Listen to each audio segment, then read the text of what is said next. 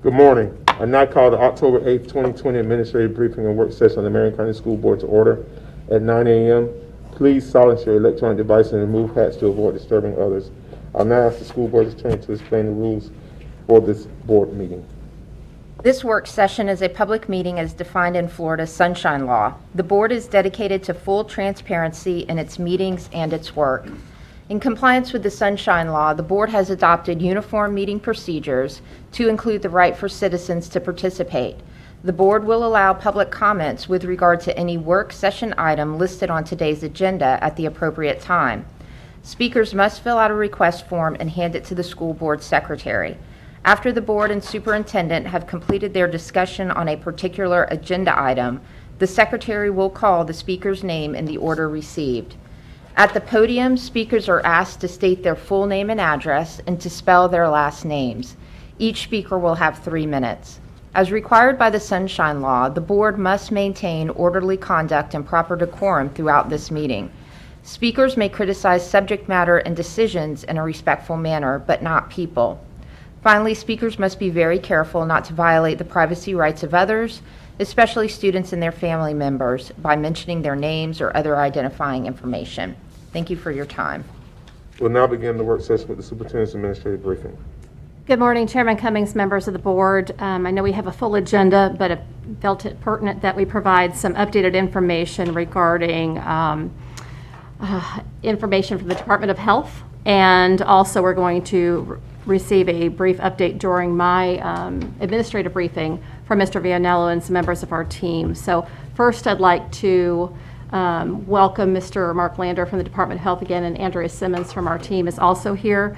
We had a regular update call last night, as we do every Wednesday, with the Department of Health and members of our team.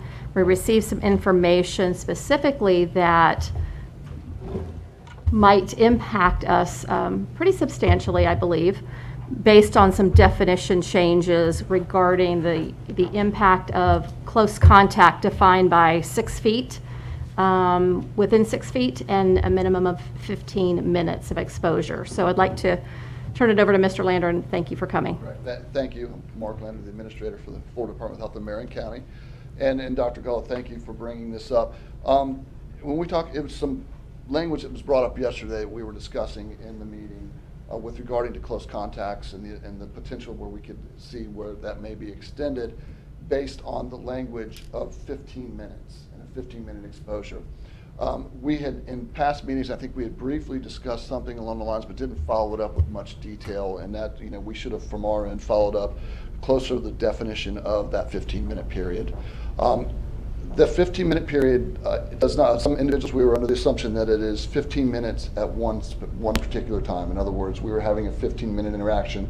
So it's okay for us to have a 14-minute interaction, walk away, come back at a later date, and continue that interaction close face-to-face. That is not the case. The case is, with the state, the way the state has worded it, and their determination is the duration of free movement, or when you exceed that 15 minutes total for the day. In other words, Chairman Cummings, you and I may have a conversation for 5 minutes within 6 foot. We may be at a meeting, you may walk out, I may walk out, we may come back, we may meet again for 5 to 10 minutes. Well, if we meet the 10 minutes, that's a 15-minute interaction. When we first discussed this yesterday, we did have some concerns thinking of how it could interact, because we do have free movement going on through the classrooms with some of the instructions and instructors. The intent is not that if you have an instructor that's moving through the classroom and they may walk by an individual multiple times, that is very unlikely that would ever be considered a close contact. What the contact would be if there is close instruction given with that student. And where this is very important is, and this is where the health department relies upon the liaisons and the teachers, is when we start doing an investigation, if we have a positive instructor, we really rely on that information for that instructor to let us know, or let the liaison know to come back to us, who they may have had that close contact with. In other words, not just instructing through the class, standing here for 2 or 3 minutes, moving on, but who at that any point during that class they may have had that close contact. So you can see it's going to be very unlikely in a 50-minute or 52, whatever the length of classes is, if it's not a cohorted class and it's just a single class. Very unlikely, but not impossible, but very unlikely you'll have a complete class exclusion.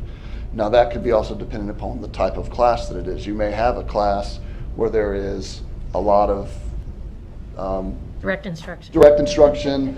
a lot of closeness, a lot of whether it's loud or whatever, with potential for a greater exposure, which in that case you could have a larger exclusion. But I think the big concern that we had yesterday, we were looking at the potential for, if you have an instructor who, I apologize, I'm not I'm not in education like that.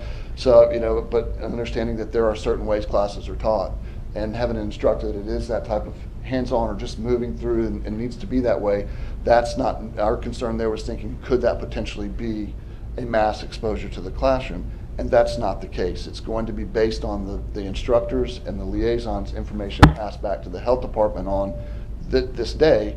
Yes, I do as I normally do, but on that day, my 2 days prior to an infection period, I specifically remember these 3 students where I gave extra attention to and I focused on.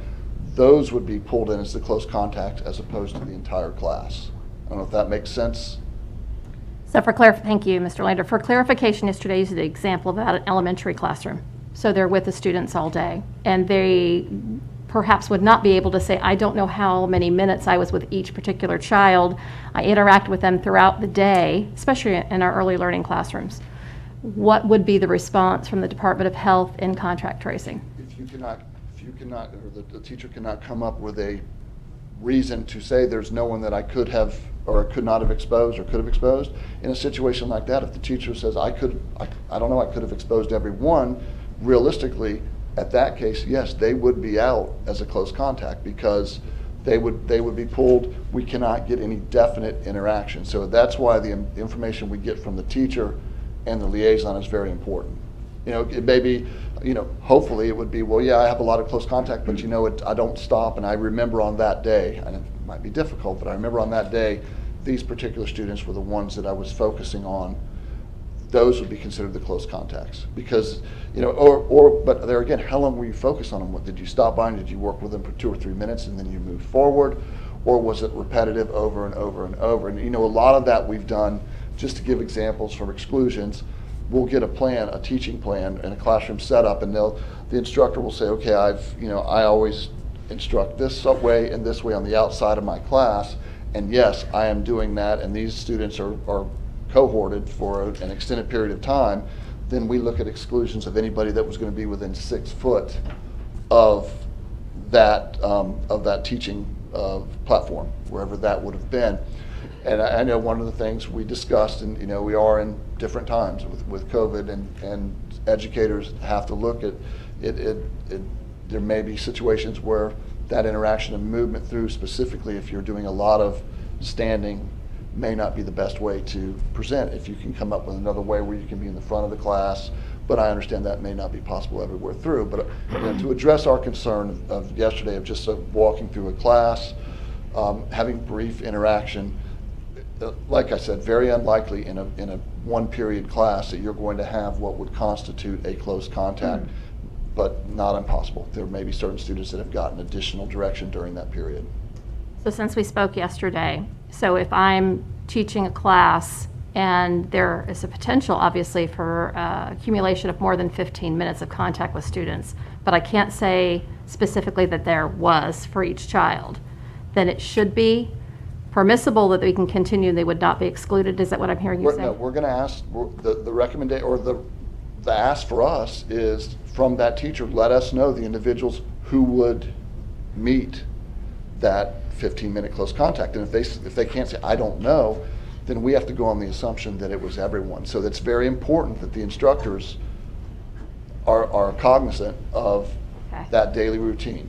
And So like our kindergarten teachers and first grade teachers? Correct. I mean, Right. they can't stand at the front of the class Right. and teach their kids. It doesn't, And I it can, just doesn't work that way. right, and I can tell you in most instances, what we've seen throughout the state is, and for instance, a kindergarten class, specifically if you have it in a student, it's very difficult to just not say, around in the because they move classroom. around. And what we're seeing is kindergarten classes are one of the first that are really, are being excluded with just one student, because when you do the interview with the liaison or with the teacher, it's like, I can't guarantee there wasn't free movement throughout that class.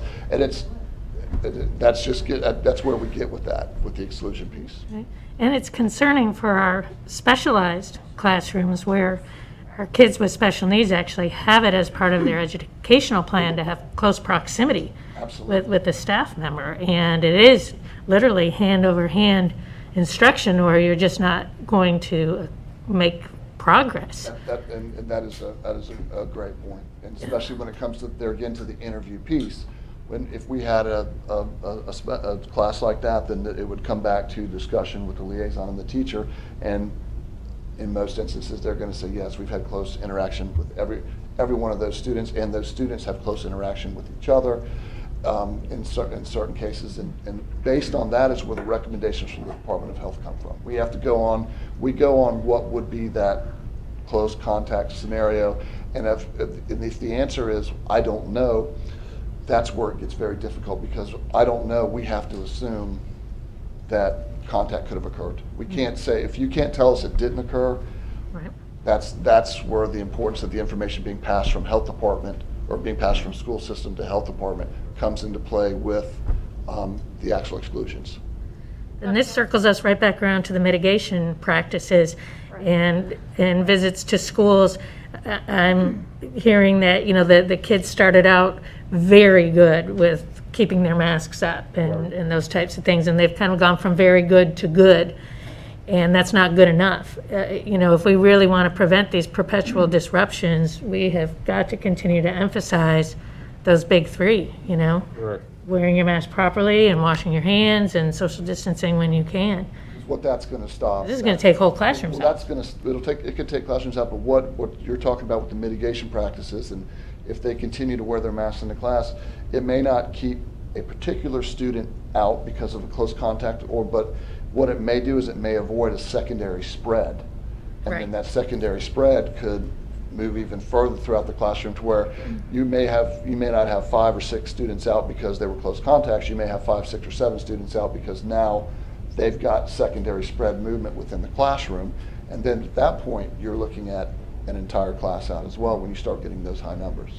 I'm thinking about more in the hallways and in transition and in the cafeteria and those places that are less, Right. a little more loosely supervised, and, before you know it, you get the mask creep.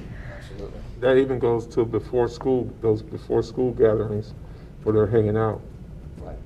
And understanding that, if they're on campus, or like we were even discussing, it's very difficult when they're walking to school together. Who's to say, and that goes back to, the parent making sure that their child understands, and the child, they're walking to school with it in the hand the minute they get on school property. Right. It goes on the face, but it doesn't, it doesn't, the encounters they may have on the way in may not be the issue, but the group that they're walking with maybe, or the group that they're riding with in the car on the way to school.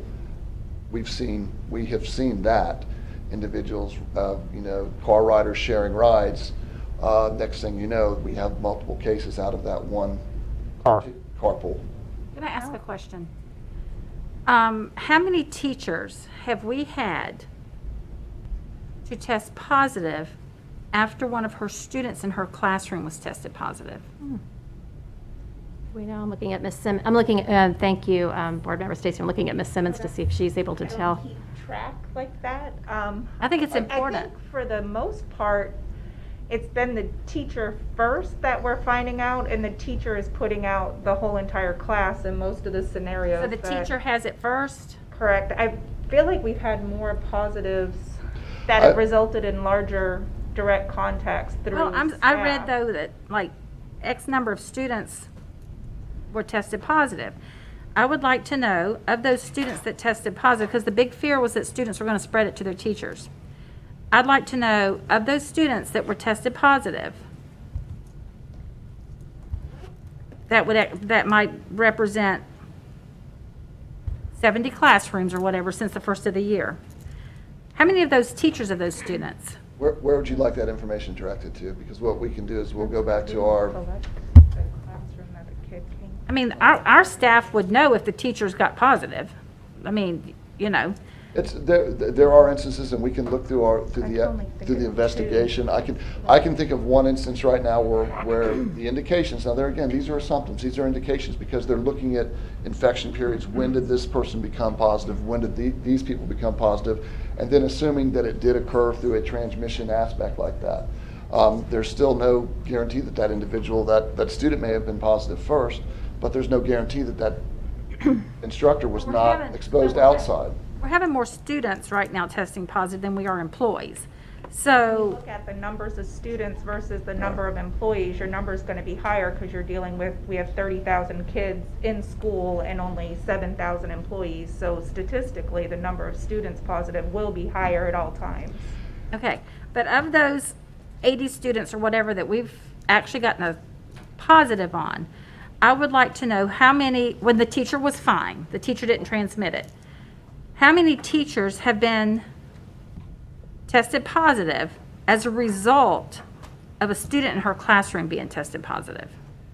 I mean, we can look through, like I said, through the. Because that's been, the whole big boogeyman was, we're going to make teachers sick.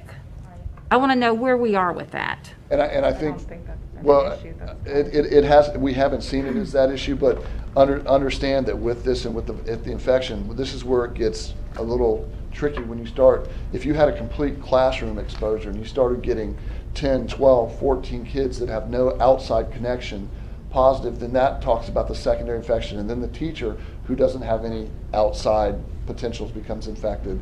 Then you would look at that as a potential case. But right now, when you're having only one or two or one child and then a teacher, and you look at the infection periods, it's very difficult to say, yeah, that transmission came from student to child. No, my question is very simple.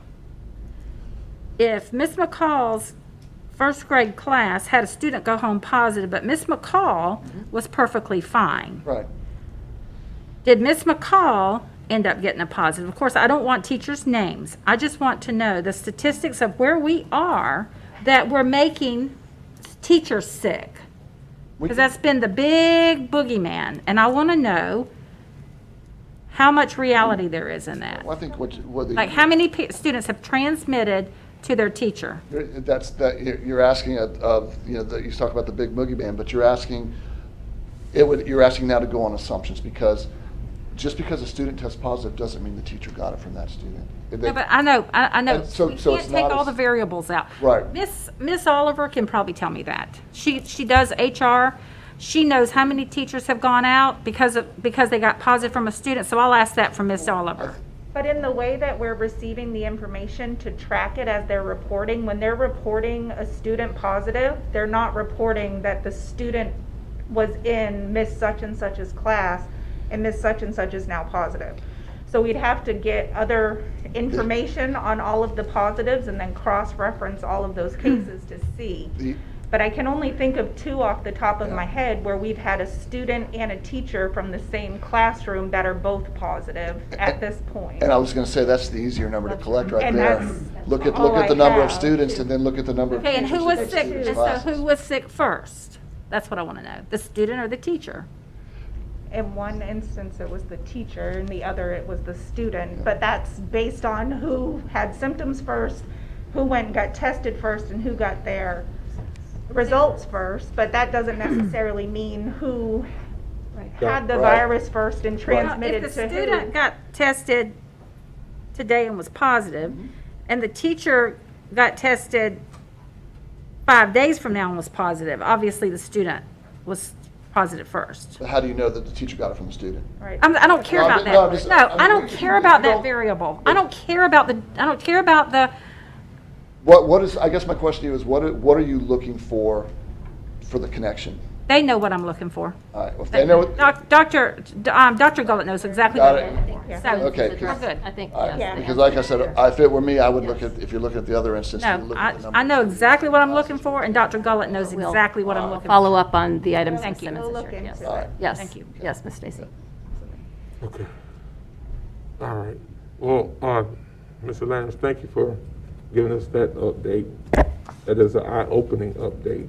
It is. And I'm sure that we're gonna have to make some adjustments on how we're doing things as far as that could really affect how many kids are going home and how many people are going home. And I think from our perspective is we need to do better educating with the liaisons and with the teachers to understand, hey, you know, when we're asking who the close contacts, it's not just everybody that was, even on the 15-minute accrual period, it's not just everybody that I was with that 15 minutes, it's how were you with them? Right. You were in the room, but were you instructing or were you just passing by? And that's where we're gonna do a good job of avoiding unnecessary exclusions. So there is a potential that our numbers are going to go up, correct? Yes, right. There could be, because you had another example, Andrea gave us some great information from, it was the Tennessee Department of Health, and it aligns with what everyone is doing, but it was talked about exposures over periods of time with football teams, and you know, how an individual who's lining up against somebody for the entire game, maybe. I was about to say that goes before and after school. Right. So there's a potential for this to affect our sports programs, everything. But has it yet? We don't know because we haven't been doing it that way. So for clarity purposes, what we heard last night is this just began the last several weeks, but We've been If you could clarify. doing it like, this was the interpretation that came out in September when they did it, because it came out under a question and answer. However, that had already been vocalized to the department in previous meetings that it is cumulative, not. So to be honest with you, when we do our investigations, already. we've already been doing it this way. We haven't been reporting it to you. But it may not have been reported back that way with the understanding that what we're looking for is a cumulative effect.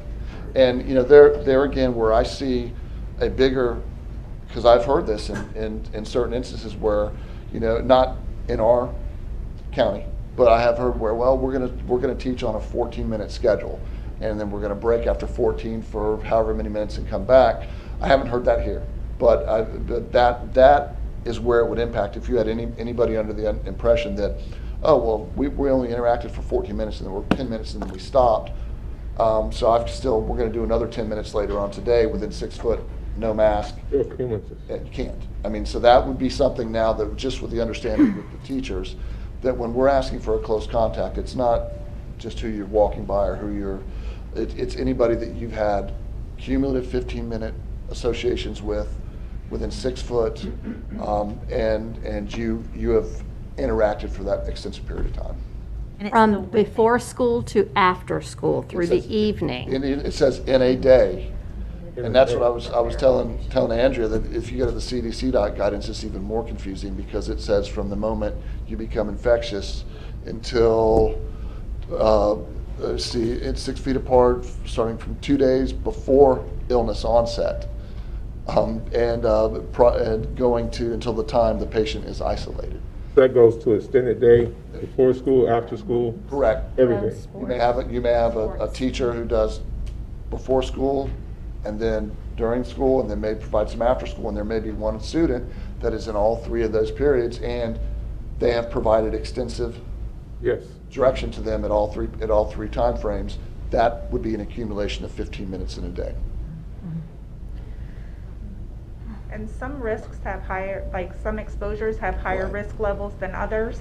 So just walking by or talking like this is a lower risk Right. exposure, but if I was jumping and exercising or singing or acting and spreading more droplets, that's a higher risk of exposure, so then you're more likely to be a contact based on that level of exposure Activity. as well. Right, we did our 6 foot. So We don't have to worry about you, though. you don't have to worry about me. At least for a couple other weeks. So I should Only be, good for 3 should be hitting my months. 12-week period here. So thank you, Mr. Leonard, and to reiterate, the cumulative 15 minutes versus the continuous Right. for everyone listening, and we will do our due diligence internally as well, as we've talked about since last night, to educate everyone. But I also wanted to thank you for the time we spent with our parent group. With COVID-19, we had a very productive, I think, and meaningful conversation. It was a great pleasure to hear from parents whose children have been impacted by the pandemic for various reasons. And so we heard from them and asked them for what are some solutions that we could come up with, and one being I suggested a flow chart. So our teams have collaboratively worked on a flow chart to communicate out to parents, which I believe we really need to update at this point with this information. But I know Mr. Christian and some of your team members are working on that. So to the board, I wanted to share that, and we will be sharing that as we update this item and publish that. I would agree. I think it was a very positive meeting with the parents, and it was an information or fact-finding, fact-gathering call for us. And as you said, we reacted, we responded to some of the information they were looking for immediately. And I know Mr. Christian and Christy Jurgens have been working tirelessly on that flow chart you've requested, and we can complete the updates. I know that we just sent it back over, and so we can, if you want to put that back I with got a Christy. question. What about the kids who've already had COVID? They're in a classroom that this happens in. They've already had it. If they have had COVID and they're within the period of time, what they look at, which is, I said, the 12-week period, the 90-day period, they don't get excluded. If they've had COVID, they said that's not going to be an exclusion out for that period. I asked Kid that's already had it. I asked that question yesterday because that was one of my concerns is if they go in and you have a group and certain students have already had it, why would you re-exclude them? Because technically they've passed their quarantine period, they're back in school, and that would not be an excluding factor. Are you seeing cases in Marion County where people are becoming reinfected, where they received it COVID more than once? You know what, the problem there is, I can think of once or twice we've had an individual that tested positive, testing negative, and then have tested positive again, but it's very few cases. And the question still becomes, the PCR tests are very sensitive. So is it a situation where they've picked up those fragments of the virus and that's showing up on the rapid or on the standard PCR, or are they actually reinfected? Because in the cases I'm thinking of, no one was symptomatic again. Yeah, that's what I was wondering. Yeah, they weren't, the two that I can think of specifically that come to mind, they were not symptomatic again. Because they say the RNA can actually just be dead RNA and it picks up positive and looks, picks it up. And that's the importance of the symptomatic piece with the PCR testing, is if they're symptomatic, then it's a good indication that, That it's real. That's right. And the asymptomatic, you can't definitely rule it out because It was just dead virus. so that's why they still have the recommendations for staying out if you've never been tested and you're asymptomatic and you test positive, because they don't know when, and all that, and some of that is really, again, in the interview. Let's say I was asymptomatic, I tested positive. I was asymptomatic when I tested positive. It could be one of two things. I could be pre-symptomatic and start showing symptoms several days later, or during the interview process with myself, I may have remembered, well, 2 weeks ago I did have a slight cough and a fever. I stayed out for 2 or 3 days and then I went back, and the reality of it was that may have been, we've ruled out people that way before because they were symptomatic. They're now better, and you're doing that PCR test. And you're picking up dead RNA. And you're picking up, well, you were symptomatic, this was your period. But now you're now clear. So, it does. But they don't pick up the PCR levels, though, do they? Like the Not in the- percentages or not anything what- like not that? what Because we're- that tells a lot, too. Not what we're doing. What we're doing is just we're identifying. Right. So, yeah. So could be dead, could be live. So, that's the importance, like I said, of the investigative interview, determining were you ever asymptomatic in the past, and also understanding, okay, well, you're positive, you're going to be out. Please let us know if things change, and we've had that happen before. 2 days later, we get a call from an individual say, I'm sick as all get out, and at that point, then. I know families where there's been someone sick. I know several families So, totally living together, and somebody was really sick. Nobody else even came down with it. Nobody tested positive, nothing. I can attest to that. Thank you, Mr. Landis. Thank you all for the time, and we'll talk soon. Thank you for coming. So we're going to move quickly on to the last update during the administrative briefing. Mr. Vianello, Ms. Shafty, and I believe Mr. McGowan's going to come forward. We appreciate opportunity just to provide a very brief update from the addition of the Technology Task Force. We feel, I hear it, I'm seeing it every day, I hear it directly from teachers, the frustrations with the technology, hence the task force, which I believe Mr. Vianello will tell you has about, I think, close to 30 members. And they're going to give you a brief update on the survey results and where we're going to go with assessment technology. Good morning, and thank you, Dr. Gull. Good morning, school board members. So last night was our first meeting, We met at MTI from 5 o'clock to 4 o'clock to 5 o'clock. We invited 29 members. We had 26 show up. We are acting with a sense of urgency because of the concerns that we are hearing. Our group is going to reconvene next Wednesday night, and we've given them the deadline to try to have their recommendations, their considerations to us by the end of next week. And then we will take those considerations to Dr. Gullett and Executive Cabinet, and then hopefully by the time we come back at the next work session, we'll be able to present that information to you. We decided to break the work up into 2 different subcommittees. The first will be to review the results of our survey. So the survey went out last Tuesday, the window closed last Friday, and Dr. Shafty is chairing, along with Mr. Carrillo, chairing that subcommittee, and they will look at all of the different results and look through the comments. And by the way, board members, you will have the survey and you will have all the comments in your box upon leaving today, so you'll be able to see the same information that we are. They're going to look at all the information and determine which of the issues have surfaced to the top.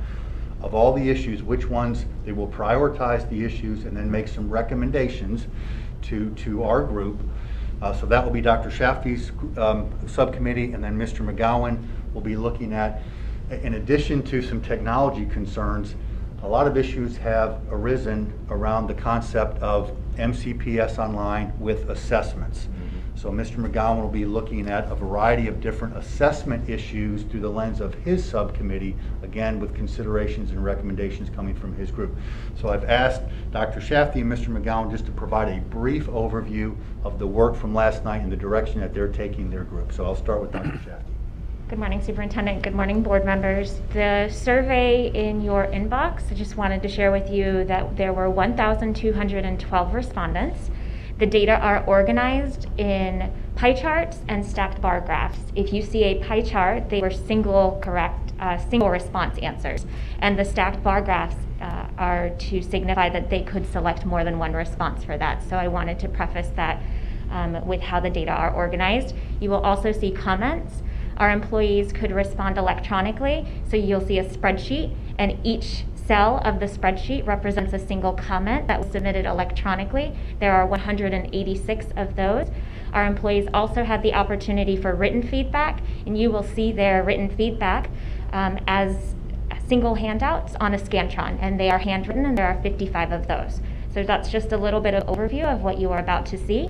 My group was amazing. Last night I had 12 members. Parents, community members, student, and so the diverse perspectives were fantastic. And upon conclusion of yesterday's first task force meeting, every comment was recognized and honored by 5 o'clock p.m. So when we meet a week from yesterday, we will prioritize those comments and come up with options to propose for executive cabinet as well as school board. And just to clarify, the survey was a paper and pencil survey. The teachers were able to bubble their answer on Scantron sheet, and we scanned all of those different. So when we say electronic response, the Scantron was fed through the machine, and that's how we collected all the data. In addition to reading, we typed out all the different responses that you'll see. So we're looking at not only the Scantron machine answers, but also the comments to figure out how do we prioritize our major concerns. How many teachers were included in this meeting that you That's a great question, Ms. King. So of our 29 that were invited, we had 3 principals, 1 assistant principal, 7 teachers were there, 1 non-instructional was invited. We have 10 different district staff come from a variety of different departments. Of the 10, 4 are sitting before you today. 4 parents, 2 students, and 1 community member. And before we left last night, each subcommittee asked the question, are there additional people that need to be, the next time we come, need to come back to the table? And we got some very good answers. We heard we should have some more parents here. We also heard we should have a psychologist here, somebody representing mental health. So the next time we get together next Wednesday, our committee will expand it a little bit from what we saw last night. Mr. Villanello, real quick, I'm sorry. Give me those numbers again. You had 3 principals. 3 principals. 1 AP.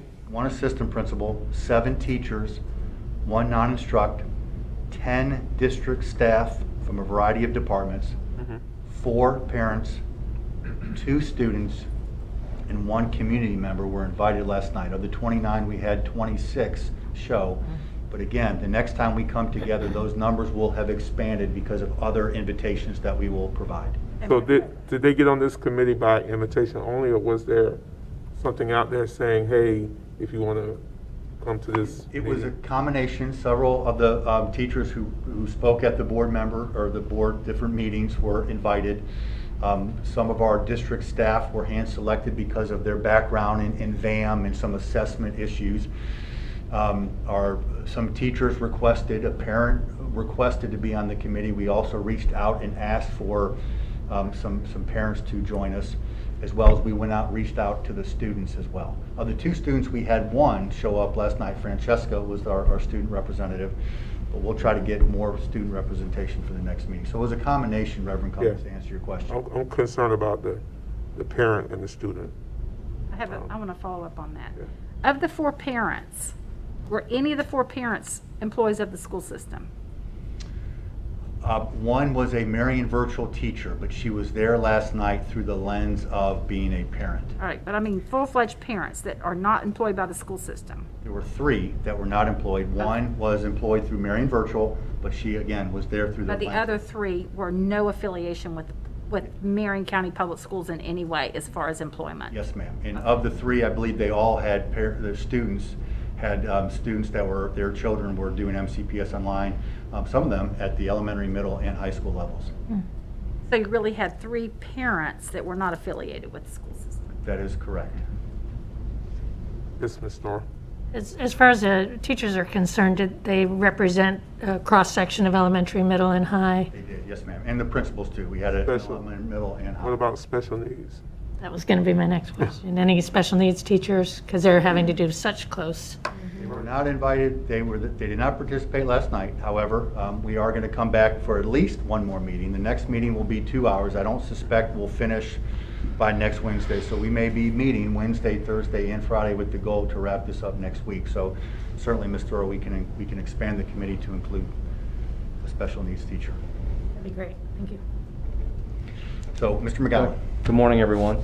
So while Dr. Shafty's committee was, as we've heard, reviewing the survey results, more of a broad scope and narrowing that down, mine was more specific, which is why the assessment subcommittee was created to address some specific concerns that we'd heard through other avenues, not necessarily through the survey, but certainly wanted to have input from all of our stakeholders. Again, like Dr. Shafty's committee, ours went extremely well. We had about 12, 13 participants.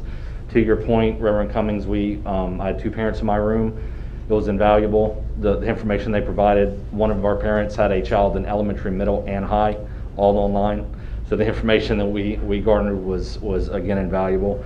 Also from the teachers that we had in the room. So we have a variety of topics that our committee is specifically addressing, a couple assessment specific, but others that we're addressing that one is attendance for MCPS online students. One is our VAM or student achievement calculation for our teachers that are teaching online students. So kind of a variety of different things, but some that have a lot of complexity behind. And so what we began last night with our committee was the online, or the attendance for our online students. And so again, great perspective, especially from our parent and teacher perspective on that. So we're working through that. Like Mr. Vianello said, we had about 30-40 minutes to really dig into our work last night. But we'll have the 2 hours next Wednesday. We'll continue to dive into that. But very productive so far. And again, we're going to come back with recommendations for each of these items. And I will add as well, or Dr. Bill, if you would like to add, we are reconvening 1 more committee, the reopening task force, what we brought together during the scheduling committee during the summer. Do you want me to share that? Go ahead. Some of the other concerns that we're hearing is the transition from MCPS online back to brick and mortar, and some of the concerns that's causing for our teachers, but also our class loads. So we've asked that committee to reconvene. They will be coming together next week as well to look through some solutions there, but also talk about how can we provide support as our online classes get smaller and smaller and our brick and mortar get larger. How can we provide support to the teachers as well as the students? So that committee will be meeting next week, and it will be operating in tandem to the MCPS task force, technology task force as well. And is that the direction of the flow that we're continuing to see, that students are transitioning from MCPS online back to brick and mortar versus? Yes, we are currently at 70% in brick and mortar. Okay. Yes. And my other question is the intention to continue with MCPS as an option throughout this whole school year? Has that been determined? So that is part of what the reconvening of the scheduling subcommittee will look at, because we have what was approved by the state, and what I'm working on is what the interpretation of those options might be by the state as well, what the recommendations are locally, and then how that can be deemed by the state. One thing that we've talked about prior even with Attorney Green was if we provide brick and mortar, but we also still provide the virtual option, which is out there, it has always been out there, are those sufficient? Can we move into a different place with our online delivery? We know that it is incredibly challenging to sustain what we are doing right now. On behalf of the students, my expectations is that our students are thriving in an environment that they're in currently, and when they're not, what do? We have to make sure that we set them up for success, and we also have to support our teachers and our staff that are providing this delivery model. So where it's not working, I look at that as not the best match for a placement, and what are our options with different placements. So we're working through that, yes. Okay, great. Because there are some families that are very satisfied with Yes. the MCPS online and would prefer to see it continue through the rest of the year, just because it took a while to get to where we are and then to have to shift back. So it's probably a smaller number. However, in the spirit of delivering instruction in a way that reaches all kids, it'll be good to get an answer sooner than later on what the plan is for that. Yes, we are working with a sense of urgency and know that with the timing of the end of the 9 weeks coming up, we need to have some answers from various places so that we can communicate that. Thank you. It's been incredibly proactive for the challenge, and personally, I can't thank you enough. What an undertaking this has been for everybody. It really has, so. So Thank you. I'll end by saying this. When we shut down in the spring, that was version 1.0. And we did the best we could with version 1.0. We punted. had some time to reflect over the summer. We had our reopening committee, and we came up with version 2.0, which was better than 1.0, but it wasn't perfect. So we've been operating under 2.0 for the past 7 weeks, and what we've learned, it's better, but it's not perfect. So reconvening Mr. Whitehouse's scheduling committee next week and having our technology task force provide some recommendations and solutions to us will help us, as the school year evolves, move into a better, more successful environment. When you reconvene this committee, are there going to be any recommendations coming out of this committee as far as limiting on when parents can move kids back or anything like that? Yes, sir, that will be part of the discussion. Yes. Yes.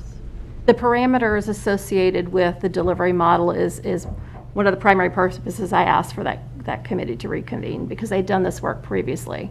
And so now that we have learned what we have, we need to address the current concerns. Because Yes. I think one of the Correct. big frustration that staff are having is the fluidness of back and forth and scheduling. Correct. That's going to be a That's huge correct. issue. And you'll see those comments reflected in the survey as well. Yes. Yes. Just from a practical standpoint, when another student joins your class and you're in one of our older elementary schools, for example, that have very small classrooms, you're having to reconfigure, literally get another desk from somewhere because everything has been taken out that hasn't been needed. So just from a practical standpoint, I feel like there needs to be a couple of days at least before a student should be able to shift from MCPS online back to brick and mortar, simply so that the school really is prepared. And if they're prepared, it's going to be a safer reentry as well, keeping in mind the social distancing and all of those matters. So Something that that's I'm- my 2 cents. Sorry, thank Vice Chair Thrower. One thing that I am seeing and hearing daily, either first face-to-face through roundtables or just visits at schools, is that there's a challenge between the two pieces of pausing and allowing for the school and for the teams to plan for the students to return. But there's also the other half that's saying we want our students back if they're not thriving in an online environment. And you're correct in that some students are, but other students are not. So there's a sense of urgency on behalf of school staff that I hear, instructional and non-instructional, and administrative teams that say, we want our students back. They're not thriving in this environment. Bring them to me. We need to see them. And so that's a challenge. How do you balance both of those halves? Because we want to do, again, every decision what's best for that child, for every child, and to reach all children. So that's why I think it's essential to hear from all those voices and try to come up with the best possible solution to reach every child and balance those pieces. Thank you. Thank you all. That concludes my briefing. Thank Thank you. Appreciate it. We have to move kind of quickly through these next, this agenda, so I want to ask the presenters, if you're coming, to move as expeditiously as you can. We don't want all the fluff, we want the necessities, You want the meat and potatoes. the meat and potatoes. Good Stuff morning, that's gonna Chair stick Conlon. with us. Ms. McCall wants the vegetables. Good morning. Good morning. Good morning, board members, Dr. Gullett, Attorney Green, Mrs. Prestopino. This morning, under the heading of long-range planning, I have for you a tool that I've been working on in the context of long-range planning and the educational plant survey. It's something called an FCI, and you should have this Yes. document. It's 4 pages. I've bound it and punched it so that you may put it in a binder, that you might hang on to it. I think you could use it at least for a year from time to time.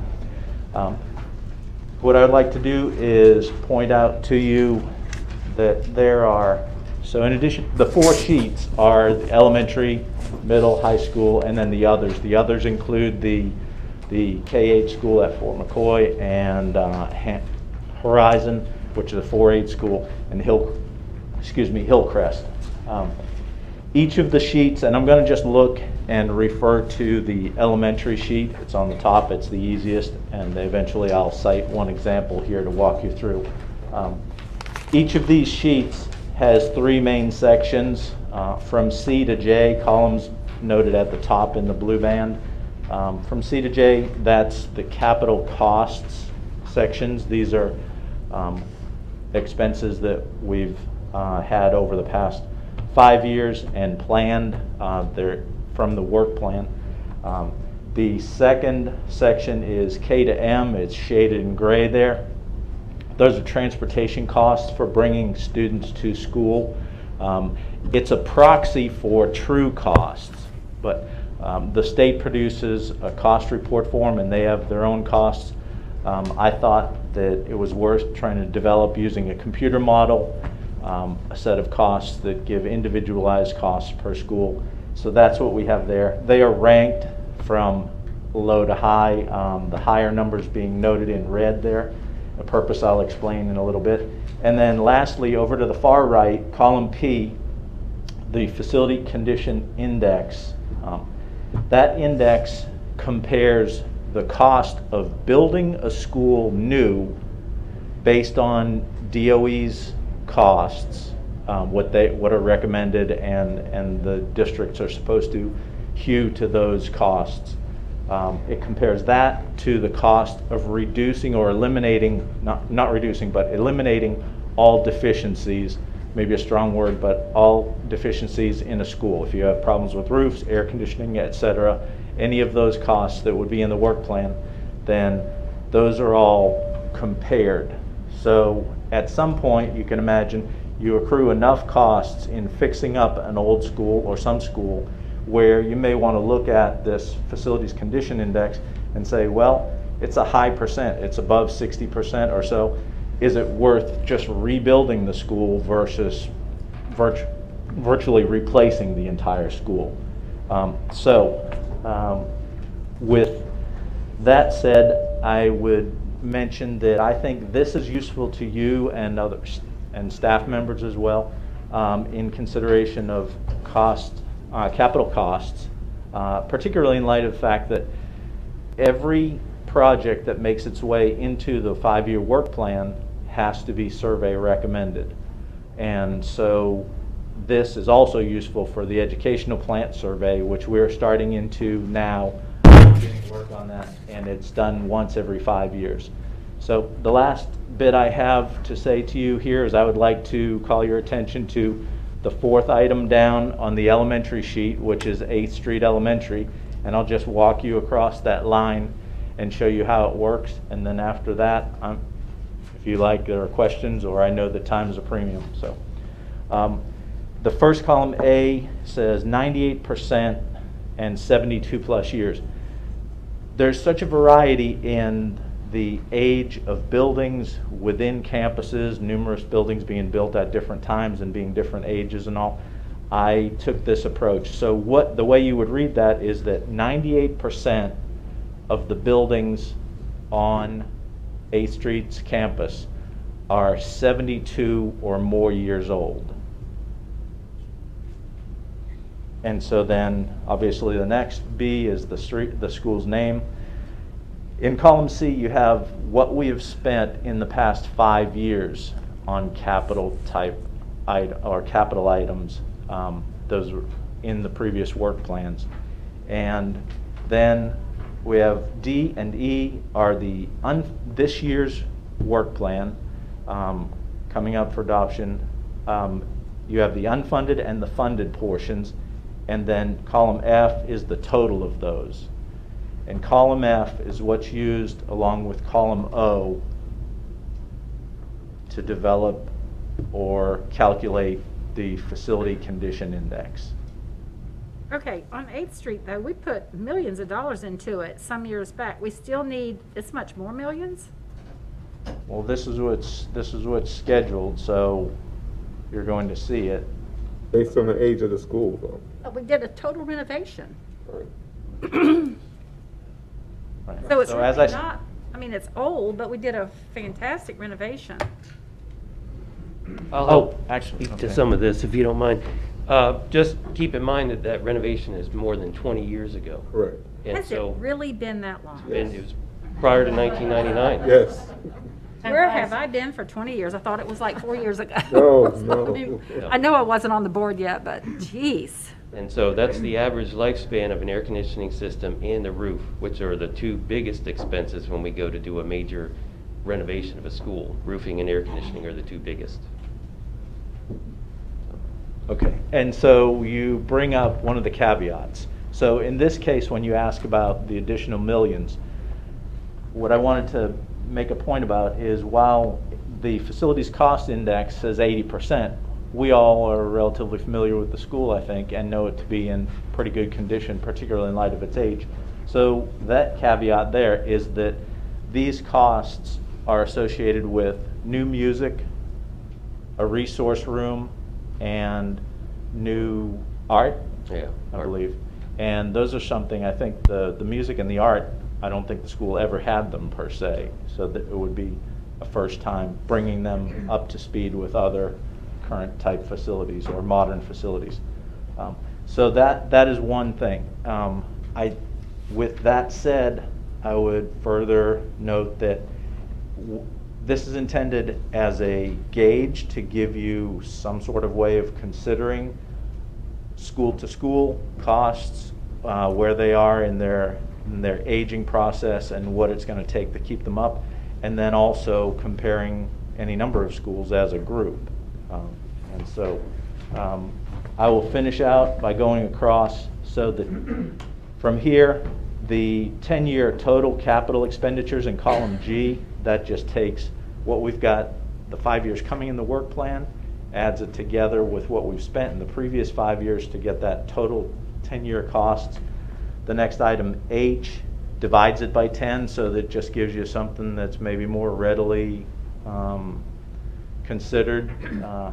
And then I is the number of students that were enrolled at those schools last year on 120th day, and Jay takes the total costs that we've spent over the past 10 years, or actually, it divides it out on a per-student basis so that you can get some means on a per-student basis of comparing, looking at school to school, what's being spent at a school over the past 10 years, or the past 5 years plus the 5 coming. And then in transportation, I'll just skip over that unless there are any particular questions about it. We could always come back to this. I'm happy to come back and talk about this. I think it's a useful tool, and we could talk more about it as I progress with the educational plant survey. They have, And I got a question, Yes, sir. transportation. There's buses that go to 8th Street? I calculate there to be one. One bus. Yeah. One. That's all we have. Historically, it's been very minimal, usually one bus, yes. And it was a lot to, I'm sorry. It has had a lot to do with the DSEG, it had to do with the DSEG order in the past. Where's that one bus coming from? I never knew there was one bus that went there. We had pockets over in the Dr. N.H. Jones Madison Street area. So that's across a rail line. It's across a major highway. And also any special transportation, because they do have Yes, ESC classrooms there. yes.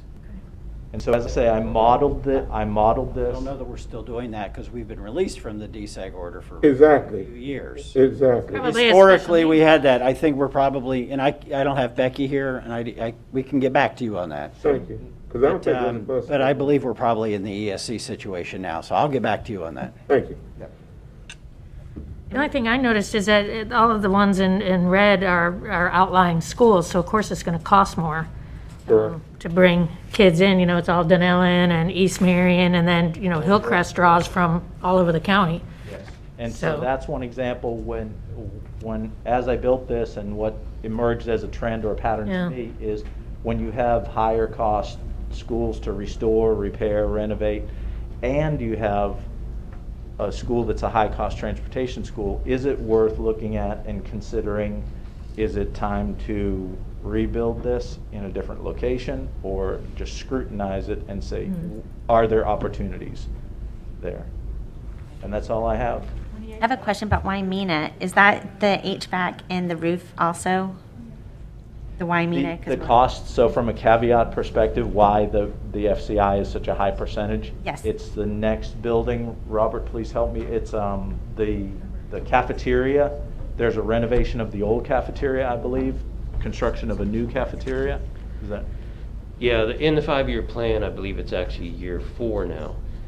There is provisions in there, projections to construct a new cafeteria. You may recall when the 2 classroom wings were built, we left a spot, planned for a spot for a new cafeteria, which would mean the old cafeteria gets remodeled and renovated into some of the other needs of the school, which mostly in the elementary level of the school that old, it usually is art and music, which we've taken care of in the classroom wings.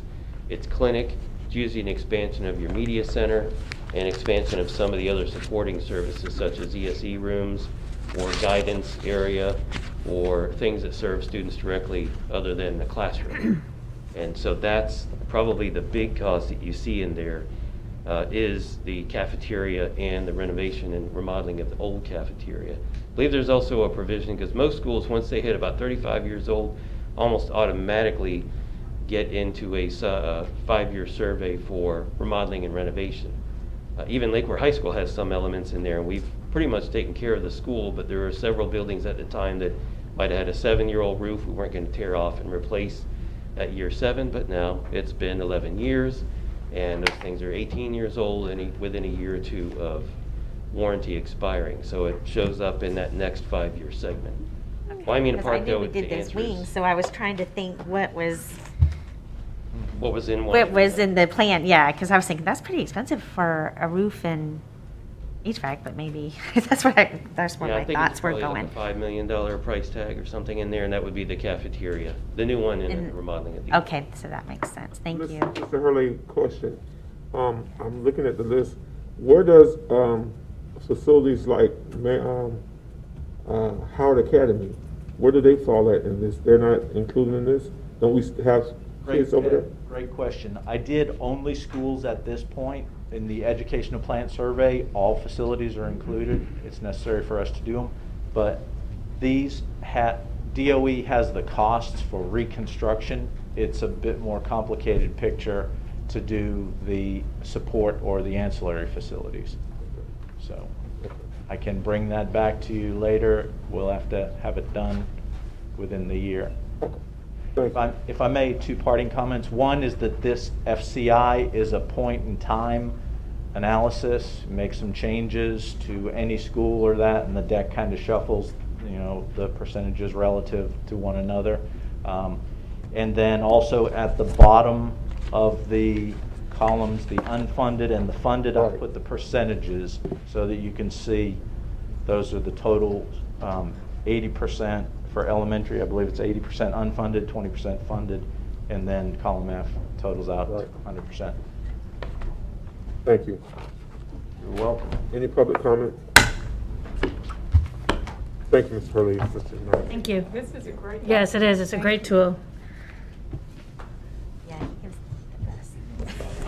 Really good. Mr. Carrillo, technology. I know, I look at only 20% funded. Good morning. Good morning.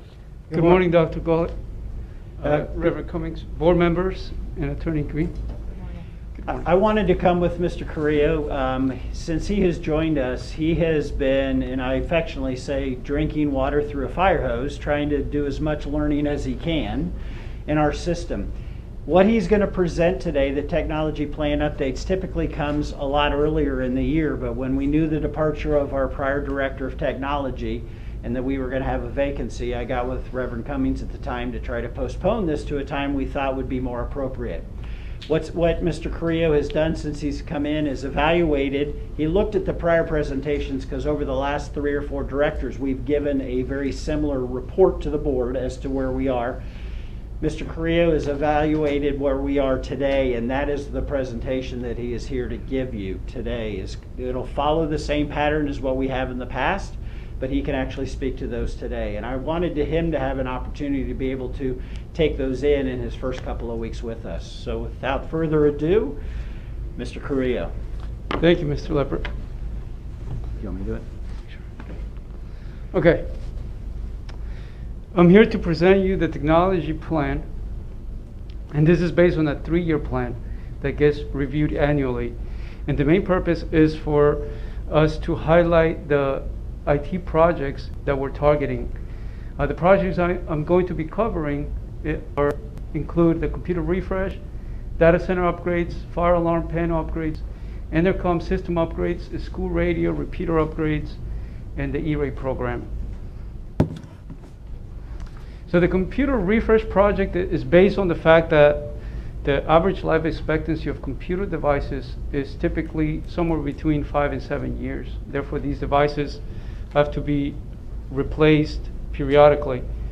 For the current school year, we're looking to replace about 4,433 total devices, which out of these, 56 are student computer desktops, 877 teacher and administrative computer desktops, and 3,500 Chromebooks. This at an estimated cost of $1.5 million. And the systems that we'll be replacing are computers that were previously ordered back in 2012 and 2014. I do want to mention that these 3,500 Chromebooks are in addition to the 10,000 Chromebooks that were purchased through the ESSER grant as part of the CARES Act. The 10,000 Chromebooks were for the district to meet that 1-to-1 ratio. These 3,500 Chromebooks are in addition for us to use as spares to replace any Chromebooks that come back that need repairs. So instead of repairing all devices, we rather have these as spares. For the next school year, 21-22, we're looking to replace 19,000 total devices, which out of these, 1,500 are computer desktop devices, 500 are teacher and administrative computer desktops, 17,000 Chromebooks at an estimated cost of $5.6 million. The devices that we'll be replacing are computer desktops that were purchased back in 2014 and 2015. Now, Why so many Chromebooks? yes, that's a great question. So, come next year, we're going to have about 17,000 Chromebooks that by then will have reached their end of life and end of support. So these 17,000 Chromebooks are going to be replacing those devices. So is the life expectancy on the Chromebook also 5 to 7 years? No, or it's less? It's a lot shorter than that. So it's like It's about 3 years. about half of that. Okay, Half of that's the what I life thought. expectancy. Yes. Extended it this year. Yes, correct. So earlier in this year, some of the manufacturers, such as Google, they extended the support Right. of those devices due to the pandemic. So they provided, updates for these devices for firmware and software, They're really- the Android operating system. But yeah, some of these systems are now going to be functional come next year. So what happens, I'm thinking landfill, what happens I was just gonna to ask. those 17,000 Chromebooks Dead computers. that we yeah. replace? Can we send them back to, I mean, what happens to them? No, so I'll come up. I mean, that's mind-boggling to Well, me. I hope we can send them back, like printer cartridges, and recycle them. What happens is, as Google announced their end of life of that cycle, they stopped making updates for them. Right. What happens, software requires certain updates. Right. And so the software will no longer run on those Chromebooks. They can still be used as internet computers. However, as cybersecurity threats and all that become available for the older OS, we then have a higher risk to our system, keeping those in-house and keeping them active. Right. I understand. And as of right now, there is no trade-in program for them. So we would e-waste them out to our facility. What does e-waste mean? Electronically recycled devices. So they do get recycled? Yes, ma'am. Okay. Meticulously. I mean, that's just Well- mind-boggling. Yes, yeah. Well, and it's every school Yeah, system. e-waste is electronic recycling. That we have a distributor that we work with that takes that to break it down and then properly dispose them. Okay. Is there some type of refund that comes back when we e-waste them? If there is some money value, yes, there is. It all depends on the type of device, what they can harvest out of Paying it. them to take them and get nothing back. Okay, just, thank you very much. I just, You're welcome. that was mind-boggling to me. I mean, is it something though that they would still be usable enough if like somebody wanted to purchase them for Surplus or something? $25 or $50 for their grandchildren to play with or whatever? I mean, Again, they can browse the internet. However, there will be no more software updates for them. So if all it is just internet browsing, the answer is yes. However, again, it poses a security risk or vulnerability. So I would throw out caution in doing that because I mean, if possibly you disconnect liability. From them, what I'm saying, like clean it or whatever y'all call it. Yeah, Oh. wipe them and be able to use it just as standalone devices. Just Like. I mean, absolutely, yes. To your point, like we had quite a few years ago. Could be like a daycare. Or tutoring, after-school tutoring Yeah, program there they could could use be for. like the churches that are doing tutoring. Yeah, we have done that years past. But what happens, we sell it for $25, they get it, it stops working, then they come back for us to say, hey, No, as is. I understand that. We had that in the That's past. as is, definitely as is. Yeah.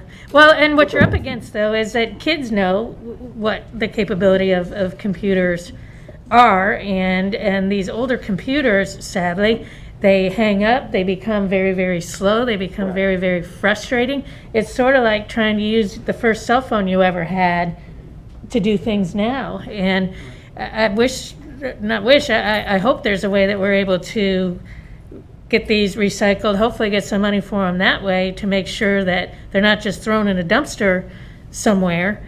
None of our electronic e-waste is thrown in the dumpster anymore. We stopped that probably Yeah, but 10 years ago. pay someone to take You it. said no more. But I mean, even like that's a risk too when if we tried to outsource them to the community or whatever, knowing that they're 3/4 dead anyway. Correct. And that likely within 3 to 6 months, they're going to be in a And dumpster. that's what we experienced in the last program, so we kind of got out of that Yeah. business because of, Thank you. Gotcha. And we have been doing e-waste for about 10 10 years or years. more, so we've been and very it's responsible. helped to reduce the carbon footprint. Thank you. Thank you. thank you. Sorry to interrupt. No problem. That was a good question, Ms. Oh, Crum. yeah. Great question. And for the following school year, 22-23, we're estimating total number of devices 4,477, which 3,841 are student computer desktops, 636 teacher administrative computer desktops, 0 Chromebooks, at an estimated cost of $2.5 million. And this is to replace systems that were previously purchased back in 2014 and 2015. By this point, we're anticipating not having to purchase any additional Chromebooks. However, I do want to mention that as part of our digital master plan that we're working on, we want to identify some of these traditional computer desktops and come up with a plan to see if some of these can be replaced with different type of devices, maybe more mobile-friendly devices. Mhm. So that will be reviewed. Would that be cheaper? Yes. Yes. Absolutely. Moving on to the data center upgrades. For those of you who may not be aware, our data center is the main hub for network connectivity used district-wide. So for the current school year, we're estimating about $130,000 in expenses for enterprise server equipment and network appliances. For the following school year, 21-22, we're estimating about $900,000 in cost. And this is for both the primary data center and our backup site. The backup site is used for disaster recovery and business continuity. So for this year, we're anticipating some hardware that at that point will have to be replaced. So there's some additional expenses that we're looking to inquire, and same thing, it's mostly for hardware and software related items. And for the school year 22-23, we're also estimating about $600,000 in items that are related to network, server, and other items such as licensing, support, maintenance, and warranties for these systems. Moving on to the fire alarm panel upgrades. We're looking to perform upgrades at the following schools.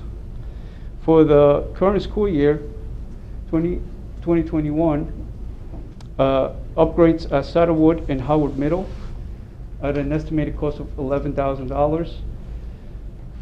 For the school year 21-22, upgrades at Fessenden and Staten Wearsdale at a cost of approximately $8,000. And for the school year 22-23, a full system replacement at Bellevue High School. For intercom system upgrades, we're looking to perform upgrades at the following schools. For the current school year, an upgrade at Westport High School with an estimated cost of $60,000. For the school year 21-22, upgrades at East Marion at an estimated cost of $60,000. And for school year 22-23, an upgrade at Osceola with an estimated $60,000. For school repeater upgrades, we're looking to perform upgrades at the following schools. For the current school year, upgrades at schools Spar, Fessenden, Sunrise, Greenway, Evergreen, and Hillcrest. For the school year 21-22, upgrades at Madison Street, Ocala Springs, Saddlewood, Shady Hill, Romeo, and Marion Technical Institute. And for school year 22-23, upgrades at 8th Street, Osceola, Reddick Elm, Bellevue Elementary, and Marion Technical. And finally, the E-rate program.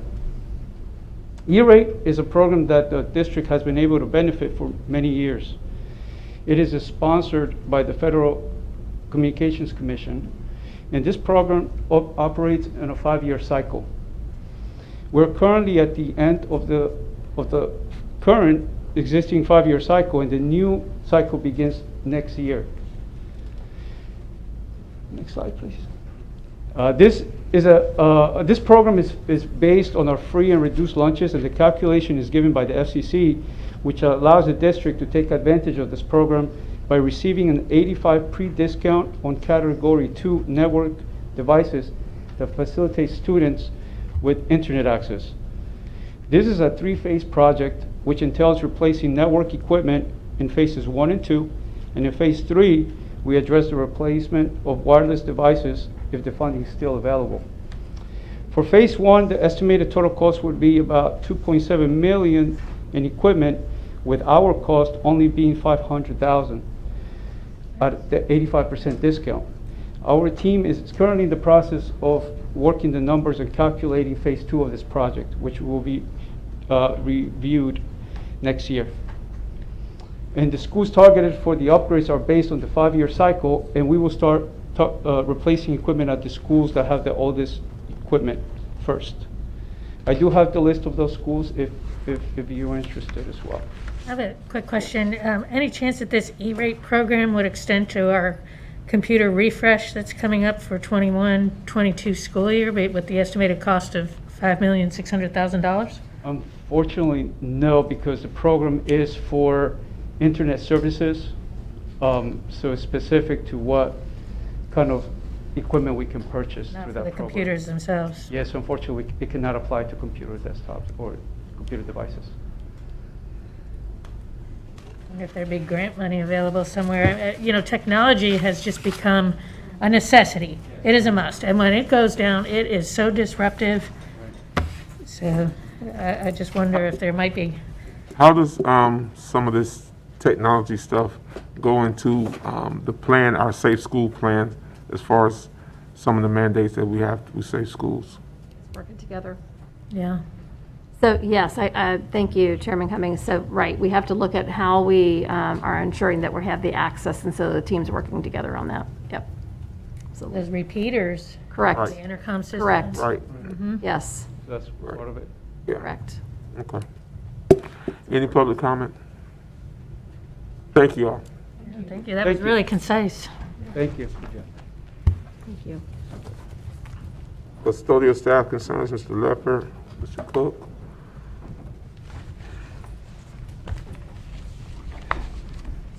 Good afternoon, Reverend Cummings. Good afternoon. Board Good members. morning.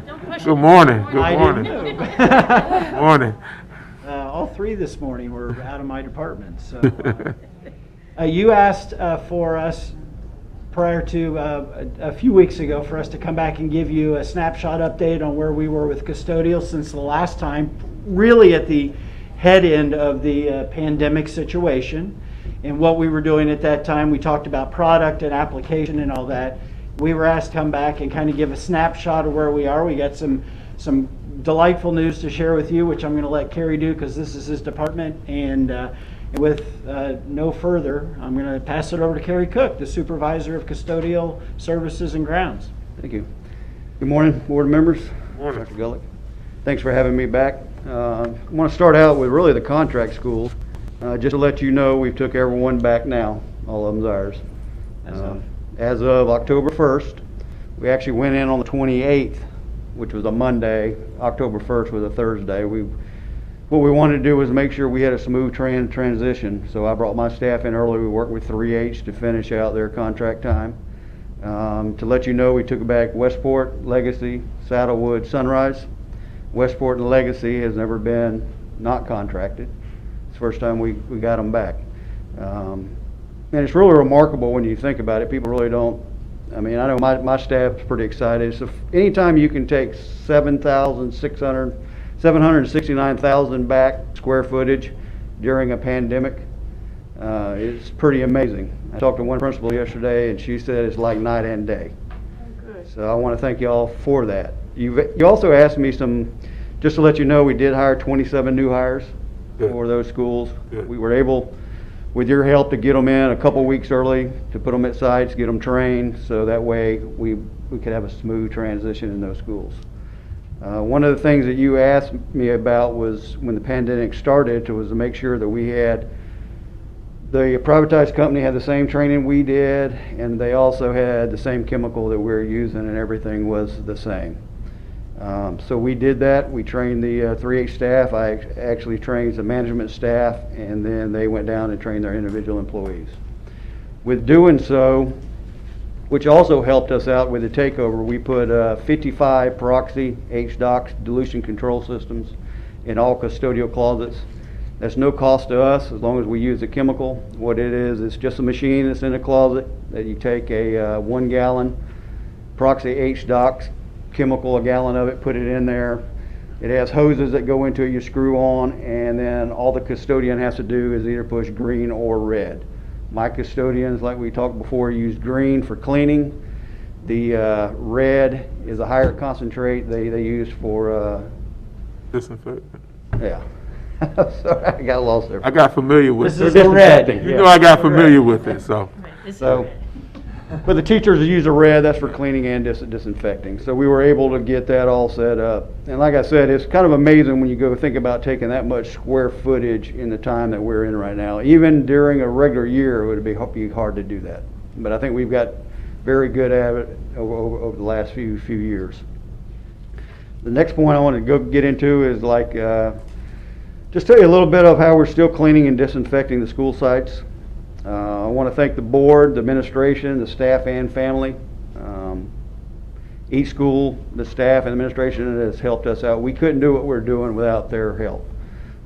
When we get into this, and I'll explain how we're broken out, each custodian that's assigned to that particular school is like family. So they all work together. Administration helps us out. They're like one big team. When we started during COVID, what we did was we took our staff at each site, and then we kind of redid their schedules, where we brought more of the night staff on to more of the day staff.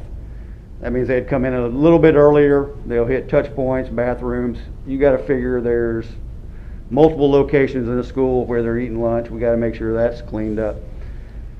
So we're still doing that in areas, but we have had some administration requests that we move back the times a little bit in order to facilitate the cleaning at night.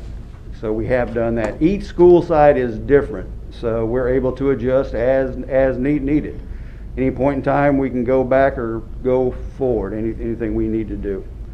So at this point in time, I'd like you to, if you don't mind, my staff watches this whenever they know I'm here. So like I said, we're spread out the side of Rhode Island, so they're going to either watch me crash and burn or just to see what's going on. But I want to tell my coordinators thank you. I'd like to thank my office staff, Marge and Jackie, all my head ones and head twos, and my custodians that I have out there. They've done an outstanding job during this time. We all know we're not out of this yet, so we still got to focus. We're not out of the woods. We understand that we have to clean and disinfect daily, and it's got to be ongoing. At this time, I know you sometimes will get phone calls about maybe from a custodian or somebody saying they moved some staff from my school to a different school. So I'd like to kind of explain to you a little bit of how custodial works, so if you do get those phone calls, you'll know.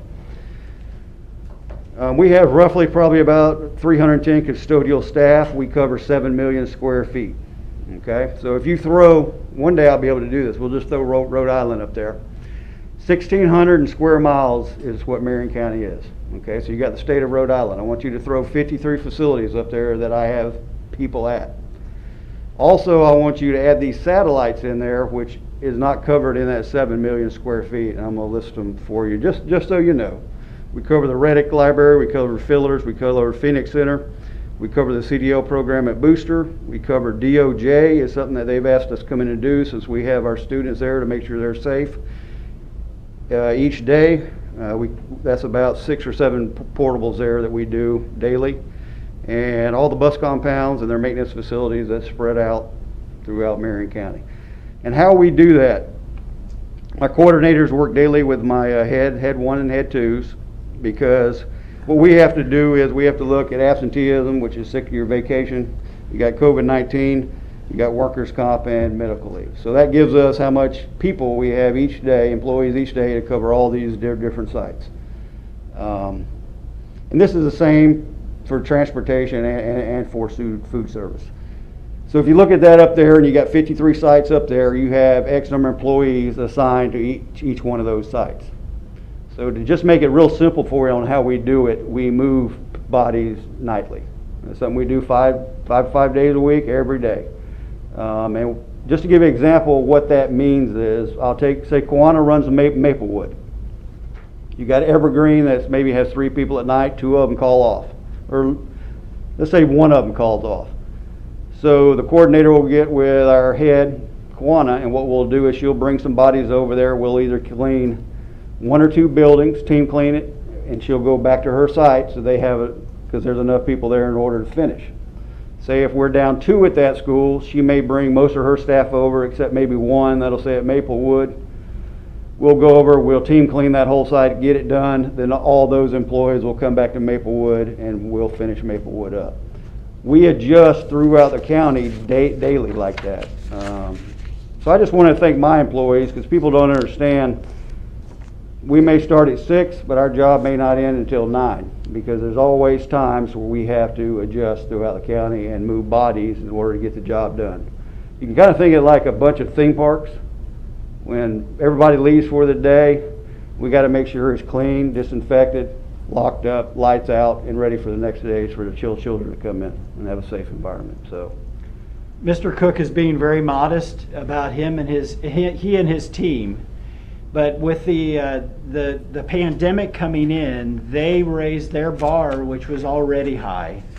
And knowing that the adjustments they have to do for staffing from site to site, I have to applaud them and the expectation of high quality that they've done through this entire thing, because we have done a lot of excellent level cleaning that should be done, and shifting those schedules a little bit kind of took the evening cleaning time, because you can't clean a classroom when the class is still in the classroom. So it shifted some of that responsibility there, which some of that is shifting back.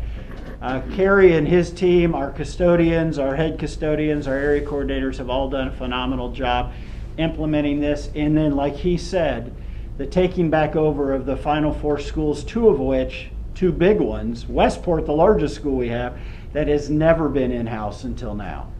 So Westport alone is like over 400,000 square feet. Ms. King? Yeah. I want to thank you both for advocating today. Mr. Cook, thank you for advocating for the custodians, because as a board member, and I'm sure the rest of us have heard things, I just have a question, and that question is truthfully, do we need more custodians in our schools? Because as Mr. Cook mentioned, you mentioned the COVID-19, sometimes they have leave, sometimes they, for different reasons, and it seems like we do not have enough, and our custodians are overworked right now. Is there something we could do? And before you answer that, I've had the conversation with both of you. So please, be straightforward with this, because we already know. So the short answer to that is yes, we can always benefit from more employees, but we know there's always a district expense to that. What I asked Carrie to do is to get in contact with payroll and try to get a sampling prior to our pandemic, so that we could get an idea of how many employees in custodial were out during a month or a period of time. So that we said, hey, this is the reality of 310 employees, and if you have a percentage of those out every day because of any of the things he talked about, that's really the challenge we're trying to deal with. And what we found in February is, on average, we were down 25 employees every night in custodial. Now that's a lot of different things, but that's prior to the pandemic really hitting in March. Well, add pandemic to that, yes, even more. Right, and sometimes in the pandemic it takes the whole crew out. So, so we had an average of 25 a night. We've talked about that a little more in depth. Where we really feel a need, yes. Could we benefit from additional staff at all of our schools? Yes. Can that be solved right now? I don't know. You guys are the ones in control. But a Band-Aid that could solve something right now is if we had a certain level or a certain number of custodial staff that we could have as unassigned, that would every night be able to be sent to go to help fill those gaps. Loaders. Yes. We would rather call them unassigned, and if there was no gaps, they are going to go to a school that may be it may have more square footage coverage than normal. So there's always going to be a plan for that. But that is a Band-Aid. We used to have sub-bus drivers. We used to have temporary custodians. We used to have those. But budgetary cuts over the years, those things have slowly disappeared. Not in recent years, they've been gone for quite a few years. Have y'all, this is what I would like to see happen, that you guys get with Ms. Boston Ellis and see what's feasible. We know we're going to go into some budgetary issues, we know that. But I think a priority is to make sure that these schools are clean. One thing, I want to commend Mr. Cook and his folk and you, Mr. Leopard, because y'all know I'm tough critic, but when you're right, you're right, and when you're wrong, I'm gonna call you that too. And so I know about the HDOCs, all those things that they're doing, but there's another component to the custodial department that we never take in consideration, is that they do the lawns as well. That pulls a whole nother person out. So when the campuses are looking good, it's not that there's a maintenance crew out there doing it. That's our custodial people. So when you made those shifts to start school, you actually had to pull people from doing the yard work to start taking care of the class. So all that stuff needs to be known to the people. So when they're saying, why are we short? Why are we why is the grass not cut? Because we wanted to make sure the tables were clean. We wanted to make sure those things were clean. So those things need to be out there. I left one group out I'd like to say thank you to also, and that is my grounds guys. Right. We have, I think counting my coordinator, I got a maintenance guy, I got a spray guy, take that out, we run about 18 with those total. But what you got to realize is we cover 1,600 square acres out there with those little, I mean, they do the sports fields, they do the clay, they till the gardens, they do tree work. We got a bucket truck, we pick up the broken tables, the broken chairs, the limbs, debris, things like that. So I also want to thank them because they have picked up more work, because like Mr. Cummings says, your day guy, he also helps out in the yard, he weed eats, he does hedges, you know. Not to mention all the kids that grow up, pee, all that stuff that they got to go handle. You got lunch, you got anything that the principal may need. And his grounds guys then often have to sub when a day guy is out as well. Correct. Because of some of those responsibilities. Okay, I'm hearing all this, but as far as hiring new custodials, there's gonna come a day, hopefully in the spring, where this pandemic's over. My experience with agencies is once you hire people, they don't go away. And when the pandemic's over, so if you put somebody on, I think it needs to be known. It might be a temporary position, so. Except that if we were saying, if he's got 25 out a day. Prior to the pandemic, I would think. Well, that's what I'm saying.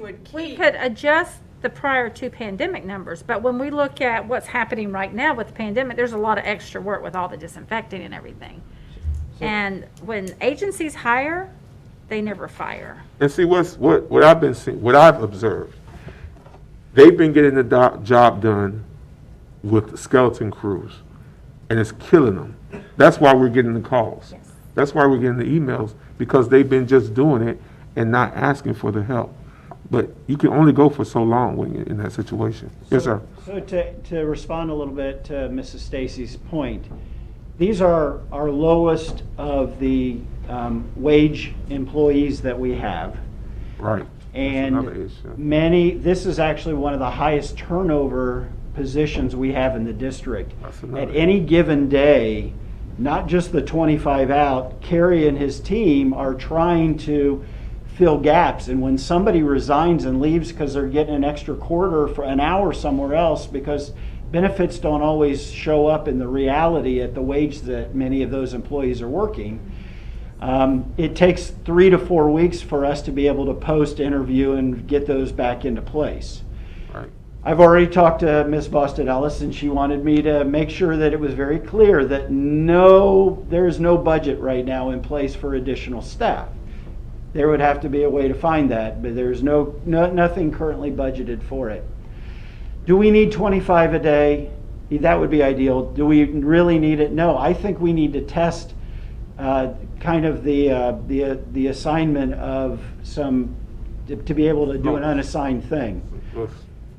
Through some discussion, we came at a good starting point, maybe 5 unassigned custodians. And just so you know, the cost for those, we've already talked for the 9 months remaining this year, for 9 custodians, including fringe, would be about $23,350 apiece. So for the remainder of the year, to add 5 custodians, it would be $116,667 in that ballpark, just for this year.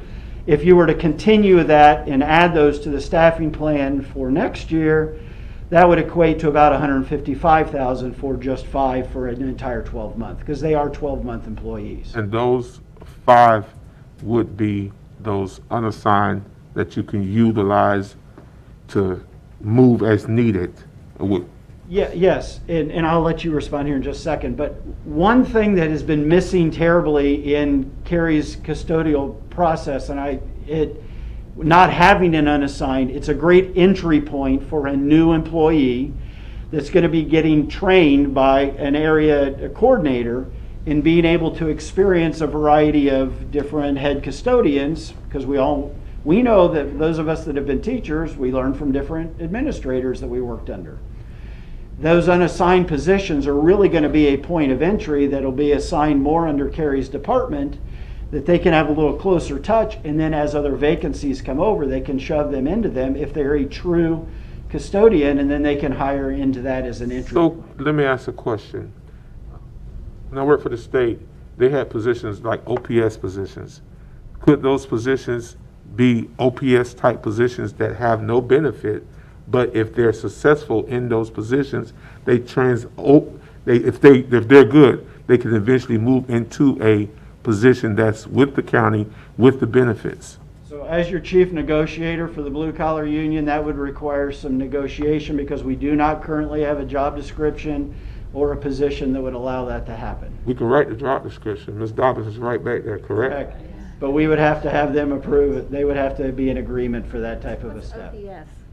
That's a position that has no benefits, but What's OPS stand for? I can't think of it right now. You would ask me that on camera.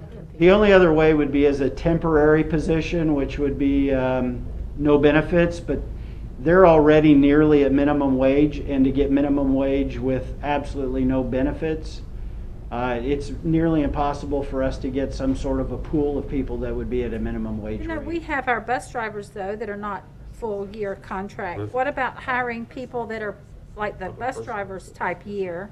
Because during school, when we've got students here, obviously they're busier with day-to-day stuff. They're not doing the deep cleaning like they are in the summer. But if you had some contracts that were partial year, I mean, there could be people that would want to work like that because they're watching grandchildren in the summer or something like that, where they really don't want to work all year, but they would like to work a 9-month year or whatever. OPS is other personnel services. Okay. Yeah, I don't mind, we could look at that.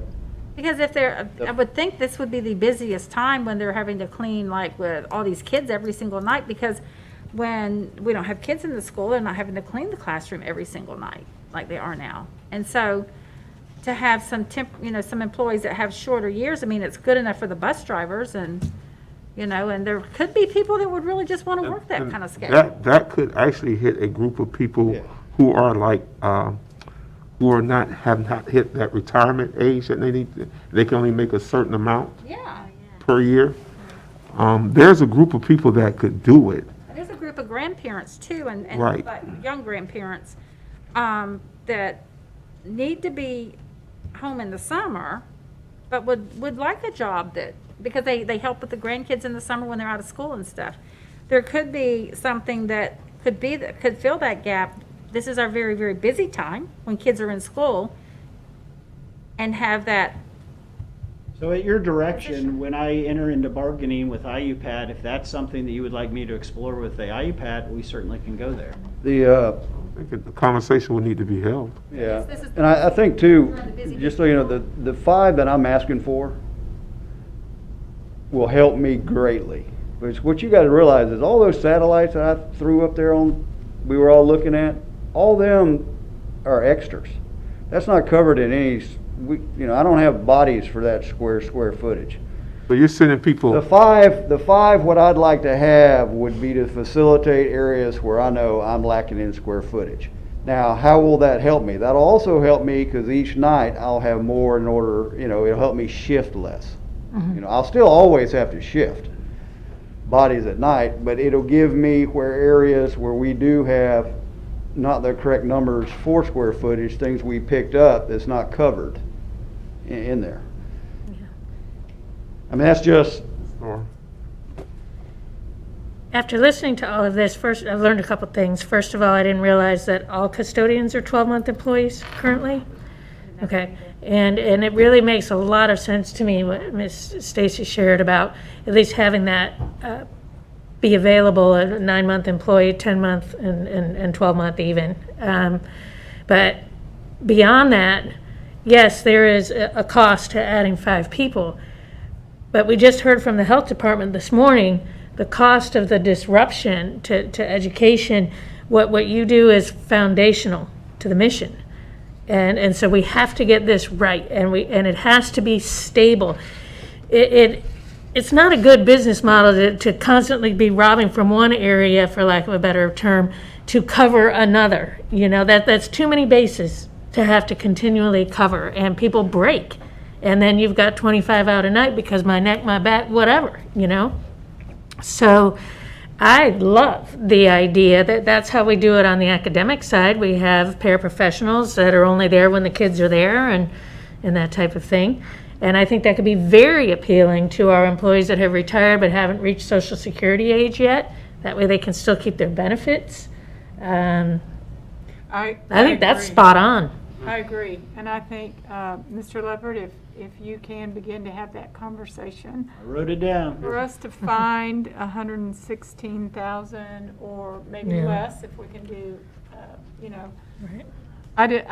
we have to do what's right, and right now, keeping our schools clean. And I don't like going to a school and seeing that the grounds are not maintained. And now I know why. I had no idea. It's first impressions all the way. Cleanliness is always going to be needed. Yeah, so anything that we can do to help. So we have to find a way to help with this situation. We just do. And thank you for saying, 25 would be great, and it's probably what we really need. But what I feel like I heard you say was, we've got to have 5 at least, please. Yeah, and we could always, them are all. Here, don't dumb it down. Please don't go back. Don't go backward. Oh, Stay there. Stay there. Stay there. Yeah, just say thank you. Stay there. Stay there. Stay there. Say thank you. We fighting for you. Don't undo what we fight for. We do appreciate everything you do for us. We appreciate everything you do. We have to figure out how to, like they said, we have to figure out a way. But I want to tell you, the contracted schools is a big deal. I think when Nancy started and I started, I had it calculated out where I'd have them all back for retirement.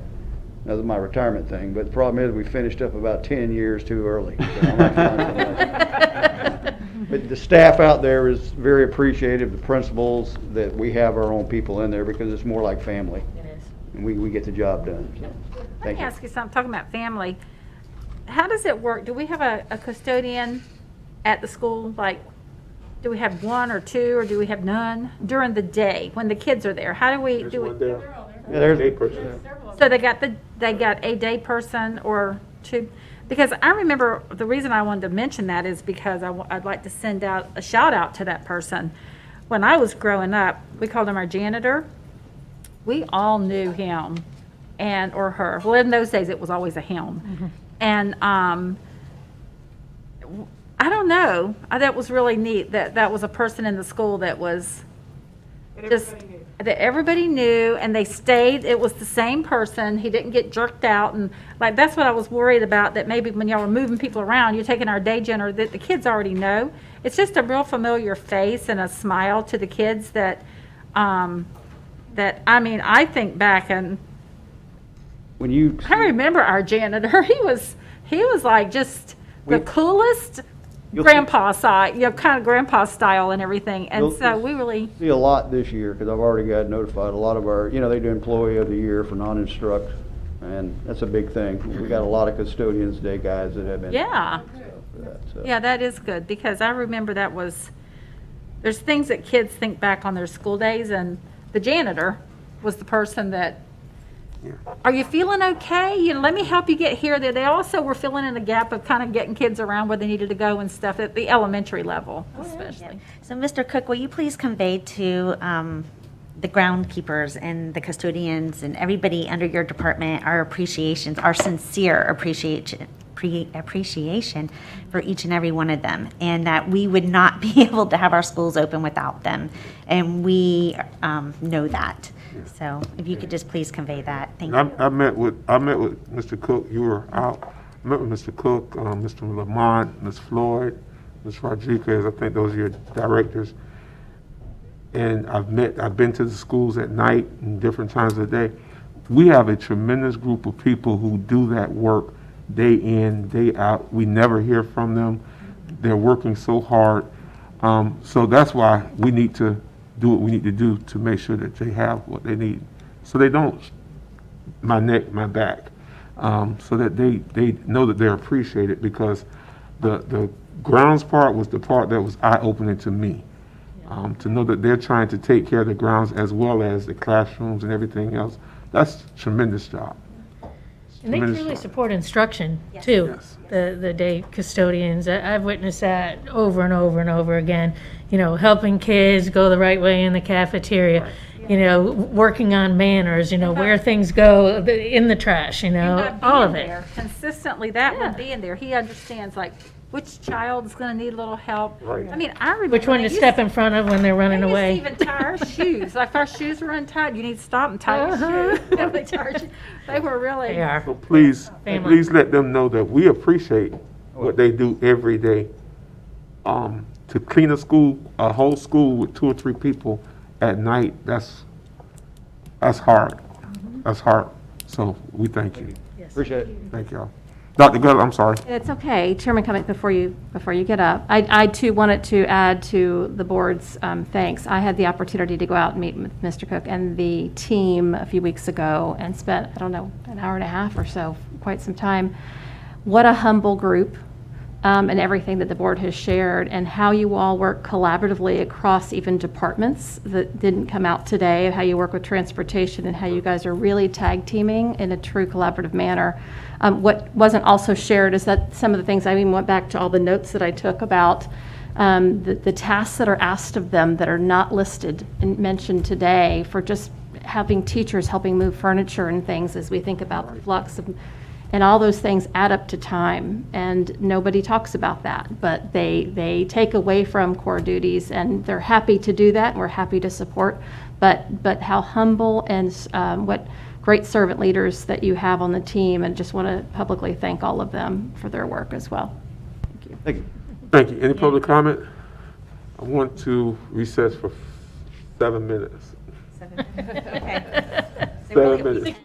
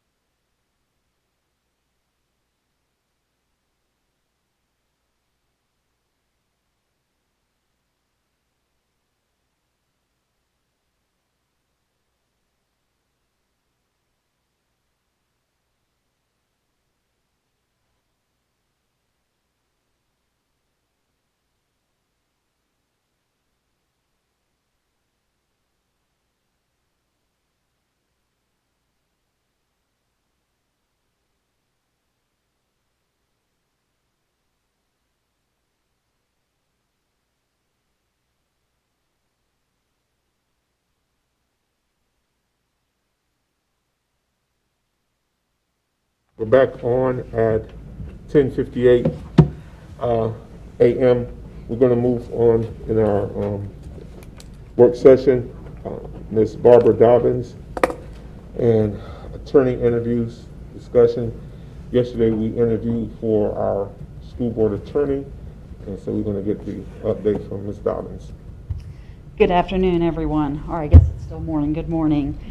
Thank you for yesterday. I felt we had a very productive interview for applicants. I have provided at your desk the scores. The first page you'll see is the summary of scores, and then the following pages are the individual score sheets. In the individual score sheets, you'll see how each of you scored each person per question. As you recall, in section 1, which were the 15 questions you asked yesterday, that was worth 90% of the overall score. Section 2 was worth 10%. As I calculated, double-checked, triple-checked the scores, that summary sheet is your final. It comes down to a very, very close race between two candidates, as you can see. And I'll turn it over back to Reverend Cummings to discuss what the board wants to move forward with. I'm going to pass this out. I also looked at the numbers that she sent us. She sent us on yesterday.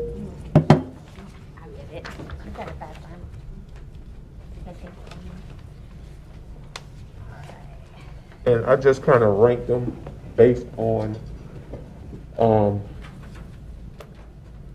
the percentages, the interview, and all those things. Two names actually stand out to the top of this list, and between the two names, there is a consensus between 1 and 2. But I think we need to have more discussion on the two names. I kind of highlighted them. As you can see, there's one name that has 5 greens, and there's one name that has 4 oranges. So I think we're kind of in the same place concerning the top 2 candidates. But I want to hear what you guys have to say about those top 2. Can we say their names? Or? Yeah, you can say their name. The two top. I'll just go ahead and give across the top. You had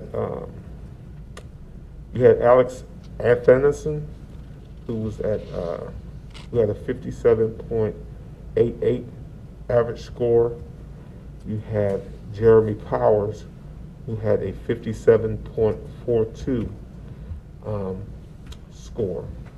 average score. Those are the two, and they're like tenths of a point away from each other.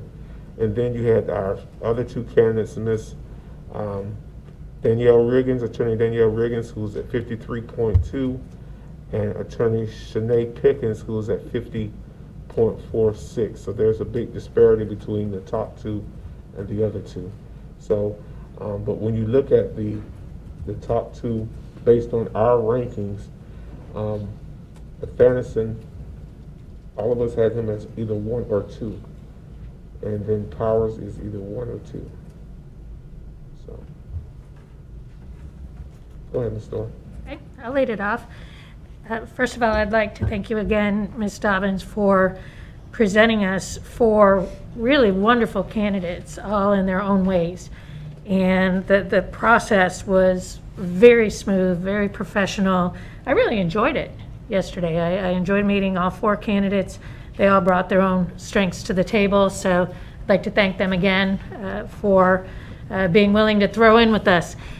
That being said, I, like probably all the rest of us, have been really mulling this over through the evening and the individual phone calls and so on. And for me, it came down to who really checks all the boxes, all my boxes anyway. And that is how I came very close, but how I came with Mr. Powers on top. I feel like the fact that he's so familiar with Marion County is a tremendous benefit in terms of the network that he already has, with other agencies and individuals to be able to jump right in. Being familiar with the quirkiness of Florida's sunshine law is a learning curve that I would just as soon not want to put on anybody at this point. You know, this district has been through a lot, and we waited to bring on a new attorney, a permanent attorney, till we could get to this point. So, like any other hire, we want to make sure that we get this right. As far as checking all the boxes, what I loved about his character and his presentation was not only is he very knowledgeable, but also very humble, very personable, very approachable. I don't personally feel like I would have any issue asking him anything.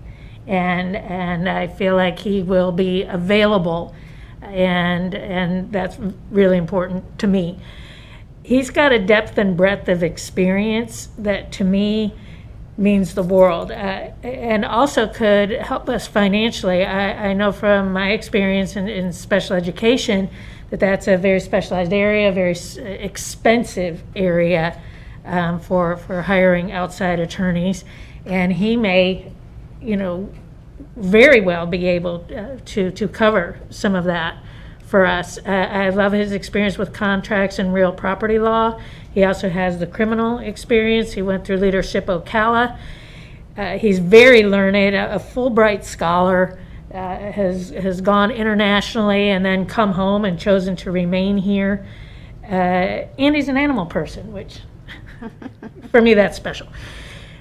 On the other hand, I really liked Attorney Athanasson. I liked, especially what stood out to me was his legislative experience. I feel like right now it's an opportunity to build better and more productive relationships with our legislators. And so that side of his experience and talent was impressive to me. And I would hope and ask Mr. Powers, if he comes on with us, to help guide us a little bit with that. We have to start cementing those connections and relationships. It'll really make a difference to our success as a district, I think.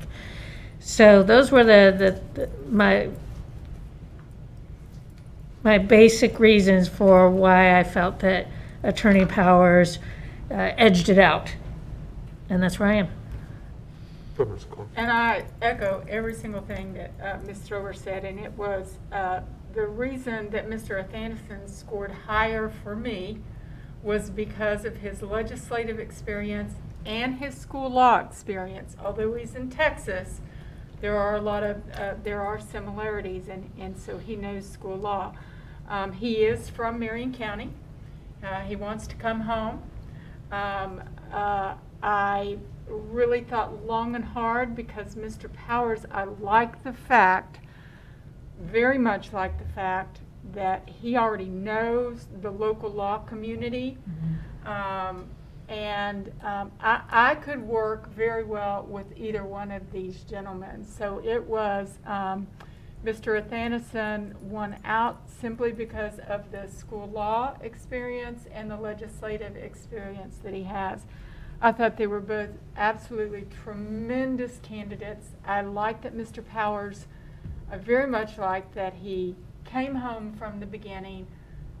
All 6 of his kids have gone through Marion County Public Schools. He's got the ESE specialties, so I could work really, really well with either one of them. And Mr. Athanasson is young. He's enthused. I really like his legislative experience was what to me. And Ms. Dobbins, again, thank you for the process. I enjoyed talking with each of them individually yesterday, and so it was a very smooth professional process. So I could work with either one of them. Ms. Stacy, Ms. King?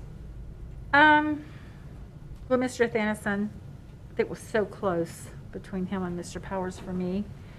And I'm not going to be here. Y'all are going to be working with the person, and my vote will go with the majority. I think Mr. Athanasson, he has a whole lot going for him, and he's going to find a job in Florida. as an attorney because he's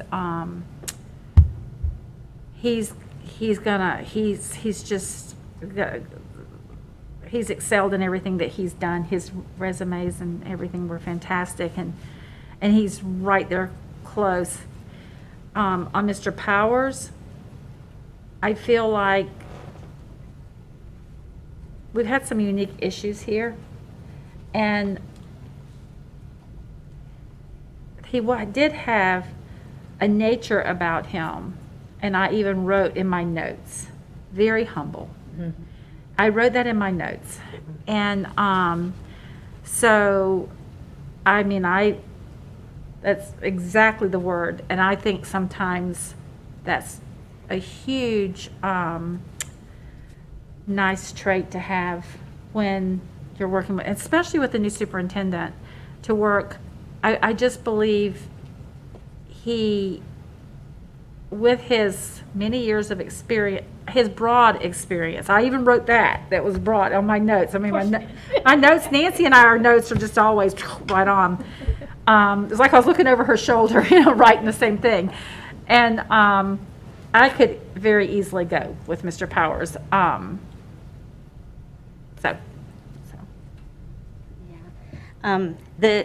It's such a close, I think there's just tenths of a point between the two.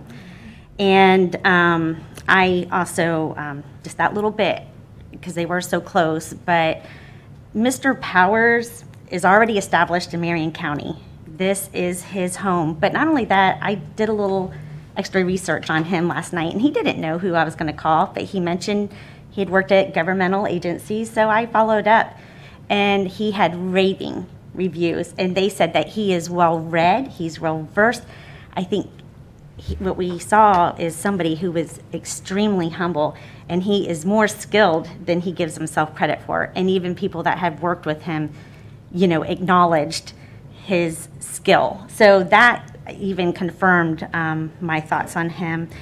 And his volunteer work that he's done. His volunteer work, but also I spoke with him about I can never say that word, Robert's Rules of Order, the parliamentarian, and he is in high school and I believe in college, he was like the president of, he was the parliamentarian. I can't even say the word. Y'all know what I'm trying to say. Parliamentarian.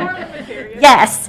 And he's very knowledgeable in that. And I think as a board, we need that because sometimes we like to go a little rogue and do our thing, and we need someone that could, kind of know those rules and keep us addressed. So he would know how, amendments or anything that may come along. He has that expertise too, and I think that's important. One of the things is our board.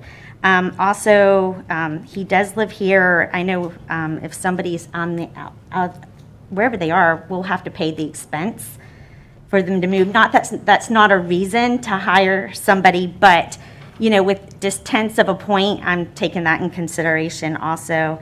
And also, during his interview, he talked a lot about statute and following the law, and that's his job. And that stuck out to me. So that's why I preferred. I enjoyed all the candidates, though. I think they all did a great job, and I appreciate that. So that's where I stand.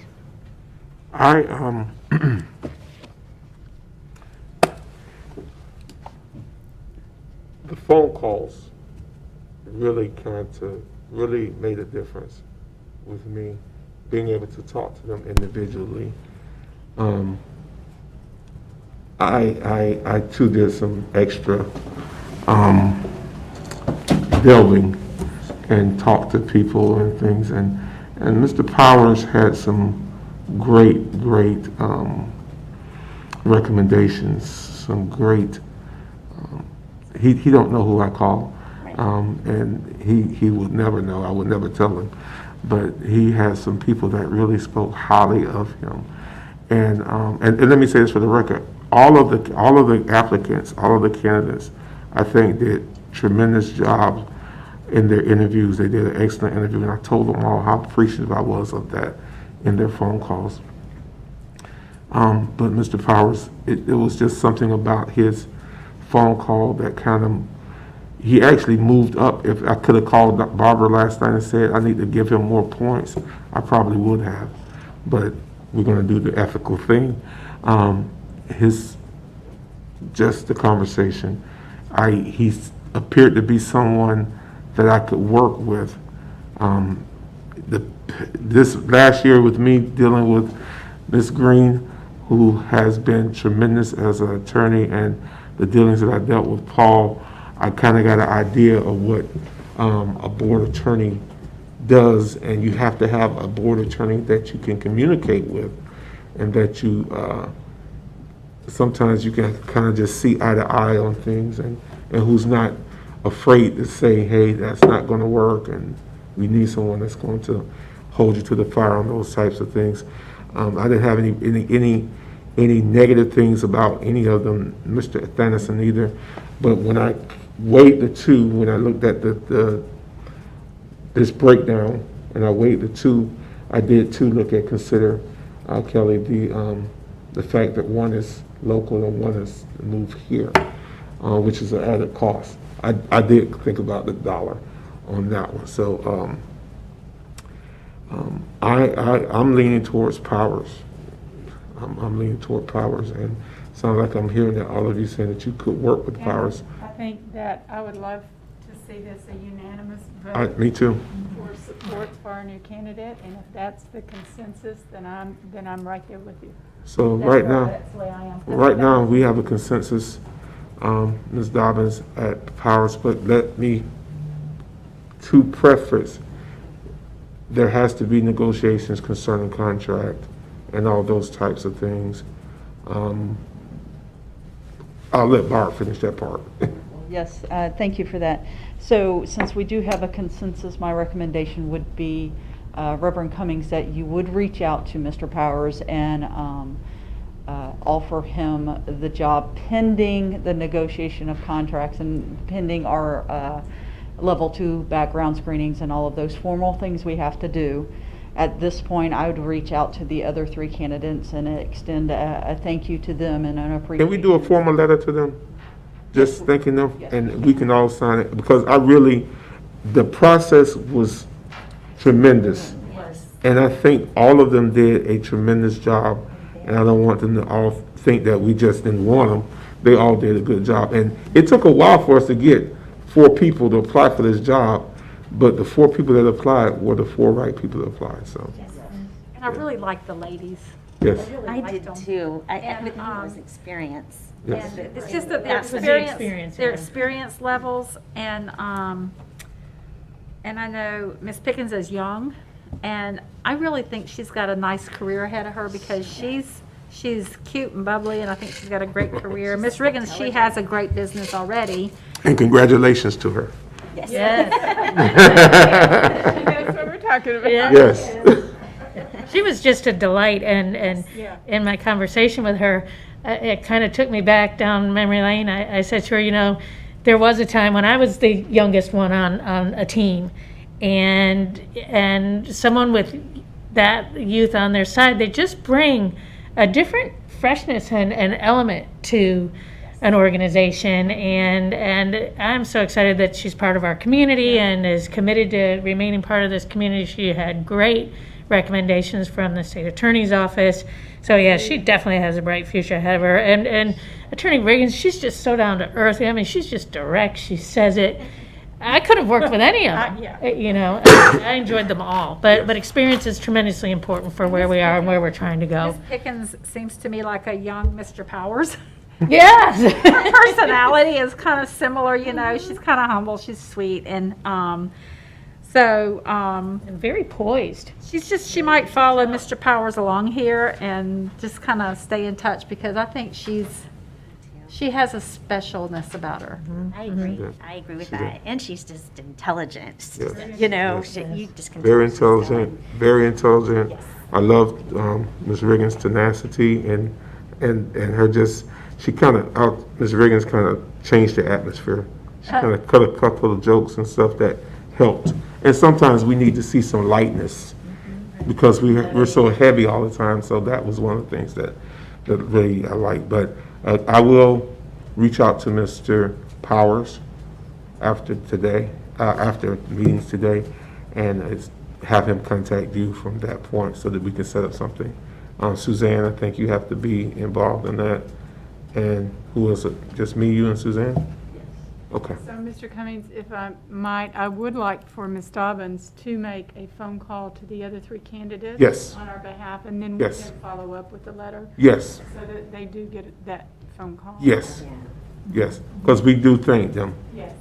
We I do will thank them. convey that very clearly. I think they were all 4 great candidates, very personable, and highly intelligent individuals who are just very good at what they do. I'll share one thing with you guys that kind of impressed me with Mr. Powers. He did not know the 4th candidate, which was Mr. Athanison, but he recommended in my conversation with him the other 2 candidates.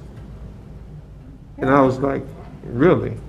And he's like, they're great attorneys. You'll have a great, if you pick Shanae or Danielle.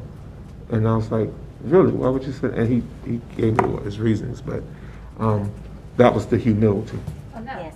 That's the humility. So And also, when he didn't know a question, he didn't know it. he didn't know it, but he knew it by the time I called because he researched it. So that was. They kind of all, the little thing, and what was funny was they said, the executive session thing, I'm like, don't feel bad. Kind of nobody really had the right answer on that. Y'all were all on the set, you know. To me, it seemed like such an easy question, but they kind of all 4.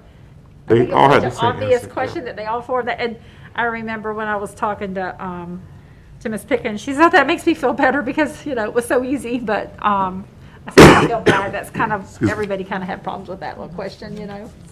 So consensus is that we will extend an opportunity to Mr. Jeremy Powers for school board attorney, and I will make that phone call today. And we need to make sure we give those packets back to Ms. Dobbins for posterity. What's our timeline going forward for making this transition? So it will hinge on the negotiations of the contract. Once we have a contract that's ready, then we'll send it to the board for board approval. That could be as early as the 27th or as late as those negotiations go. I don't think it will be hard to negotiate the contract since there's not much wiggle room in it anyways. We already have a board-approved salary schedule, and that candidate falls within that salary schedule. So I think it's going to go very smoothly. He's local. If you look at our former board attorney, other than the moving expense, I think it's going to move forward quite quickly as long as it's acceptable to the candidate. So as early as the 27th, I would suspect that's a good date to target. Suzanne? Interesting too is he's involved with Gilligan, who's the city attorney. I asked about So that was kind of, well, that's kind of a neat though, a work together. I mean, I think the municipalities need to work better together. Yeah. We got something coming up with that. I think that's Well, a. he's not working on that because Yeah. I did question that. I was like, so. And he said, did you? Suzanne? As far as timeline, he will have a little bit of Florida bar obligations in wrapping up like his private practice, but Right. that doesn't take too long, especially if we Right. let him know today. Right. So I think That was one of my shouldn't really questions. hold very much up, but he has to. He has get to move his clients- caseload over. He's got to Right. transition You could have them board to. approval by October 27th, but the effective Right. date may come later. Right. And that will be in. But I'm done. And let me say this for the record. Working on giving you your life back. Let me say this for the record. Ms. Green has been a jewel to Marion County. Coverage. Different thing. And I'm not leaving, I just live right down the street. listen, we have had early morning calls, late night calls, texts, waking her up, and she's probably waking me up. So this has been a great months with you. So it's almost like you've been my at-work wife or I've something. been my at-work. More experience than a lot of interim school board. Yes. Oh, yeah. So she has. Y'all have done a lot. I She mean, has been great. Great, Suzanne, so You thank have you. become a school board lawyer. I am. You have become one. So- Thank you, I've enjoyed The it. research that you had to do, and you're Yeah. one now. I look forward to helping transition it over to Mr. Powers. I certainly am not going to just leave him. Y'all all have my number, so I'm Yes. certainly happy to help with it. Thank you, Suzanne. All right, Ms. Dobbs, any public comment on this one? And we're actually ending at the good time. We're going to have 5 minutes before we go to this next session. So can I get them? Oh, Ms. Dobbins? the chair recognizes Board Attorney Suzanne Green. Thank you.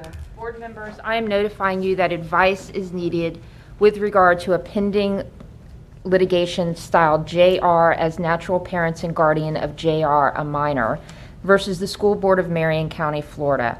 Pursuant to Section 286.011, open paren 8, Florida statute, which is known as the Government in the Sunshine Act, I'm requesting a session with the board for the purpose of discussing settlement negotiations and litigation strategy in this matter. I will ask the board's clerk to cause reasonable public notice of the time and date of this session and the names of persons to attend the session to be published. It is suggested that the session be held following the October 22nd, 2020 administrative briefing and work session, which is scheduled for 9 a.m. As required by this statute, only the following individuals will be present: Chair Eric Cummings, Vice Chair Nancy Thrower, school board members Kelly King, Beth McCall, Nancy Stacy, Superintendent Diane Gullett, and myself, Suzanne Green. I will ask a court reporter to record the session, also as required by statute, and his or her notes will be fully transcribed and filed with the clerk of the school board. Upon the conclusion of the case, the transcript will be made public record.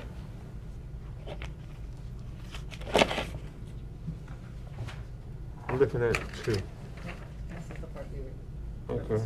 I recommend the board hold an attorney-client session pursuant to Section 286.0118 Florida statutes to discuss a pending case. If there are no objections, I will instruct the attorney to schedule an attorney-client session to be held following the October 22nd, 2020 administrative briefing and work session, meeting scheduled for 9 a.m. Is there 2? I'm I looking got at. one more. Okay. There's one at 9 and one at 11:30? No, that one, the one I just announced in Riviera will happen as soon as the meeting's over, Okay. as will this one. Okay. I was looking at something different. Go ahead. Board members, I am also notifying you that advice is needed concerning school safety concerns. Pursuant to Section 286.011, open paren 8, closed paren, Florida statutes, I have requested a session with the board for the sole purpose of discussing school safety. As required by the statute, only the superintendent or designee, board members, and legal counsel can be present. I will ask the board secretary to cause reasonable public notice of the time and date of this session and that the names of the persons attending being published. It is suggested that the session be held following the October 22nd, 2020 administrative briefing and work session, which is scheduled for 9 a.m.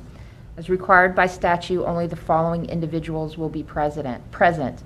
Chair Eric Cummings, Vice Chair Nancy Thrower, school board members Kelly King, Beth McCall, Nancy Stacy, Superintendent Dr. Diane Gullett, Mark Vianello, Deputy Superintendent, Ms. Teresa Bostonellis, Chief Financial Officer, Dennis McFadden, Director of Safe Schools, and myself, Suzanne Green, as School Board Attorney. I recommend the board hold a shade meeting session pursuant to Section 286.011, open paren 8 Florida statutes.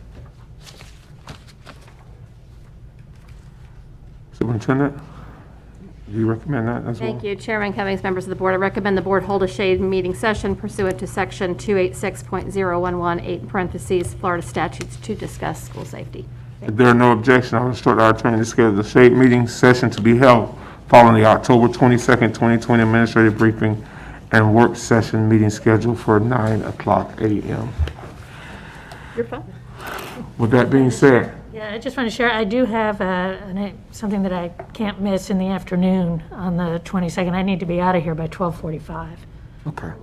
So we need to look at having a smaller work session that day? I can tell you that my part of it in the risk hat should be relatively brief. Probably let Mr. McFadden go first, but Mr. McFadden. Currently for the 22nd, review of district-wide attendance zones, winter sports and middle school sports update with Mr. McFadden. I'm sorry, with Mr. Phillips, and then the First Amendment to SRO contract with Mr. McFadden.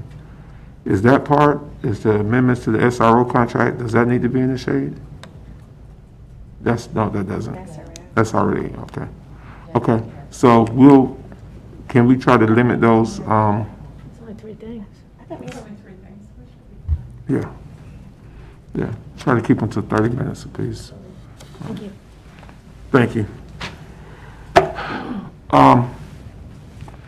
Nicole, anything? Suzanne, anything? That was it, thank you. Dr. Gullett?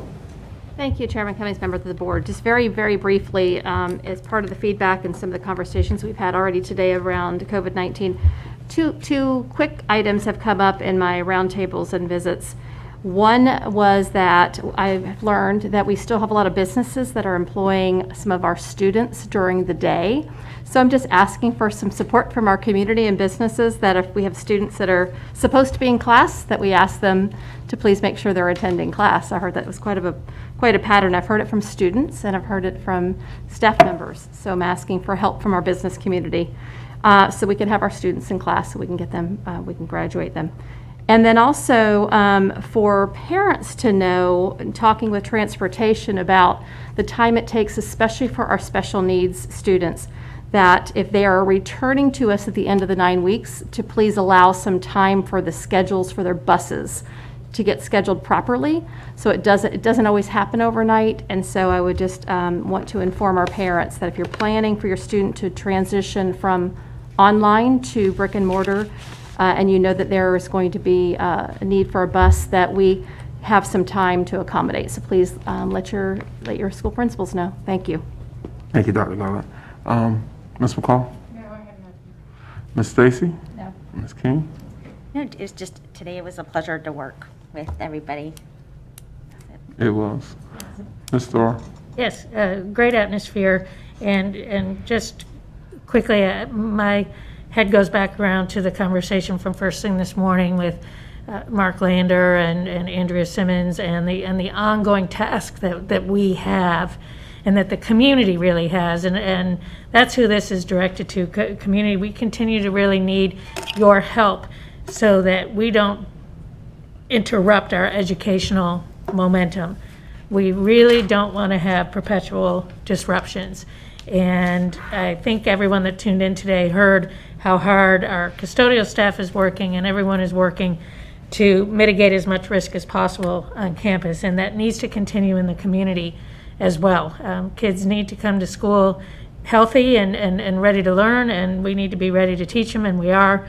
So this is tiring. There's COVID fatigue, I'm sure, but keep those masks up, take those mask breaks when you can, wash your hands, do your social distancing. This is not over, and as soon as it is, I'll be the first one to celebrate. Thank you. Yes, please don't get lax. We've come too far to get lax right now, so we need to continue to do what we're doing. I want to thank, again, all of the updates that we heard from the health department. It looks like we're going to have to make some adjustments based on what we heard from the health department as well, but also I want to thank our tremendous staff around this district. As I ride through the county, I see different things, positive things that I can see there's a difference in the atmosphere with Marion County Schools, and I'm just grateful for the change that's happening within our school district. So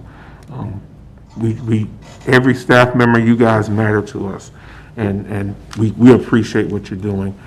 Please keep doing what you're doing and keep these kids safe. And as the morale is building, and that's something I want to say, morale in the district is changing, Dr. Gullett, Mark.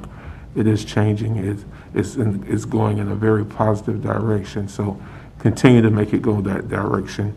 When people, even though they know that we're in a pandemic situation, they're coming to work and they're doing what they're supposed to do. They're trying to make a difference. And that says something, that says a lot. So I thank you guys. With that being said, can I get a motion to, we don't have to have a motion. Meeting's going to be adjourned at 11:34 a.m. We're going to move right into our next session so that we can get through with that. Thank you. Kevin.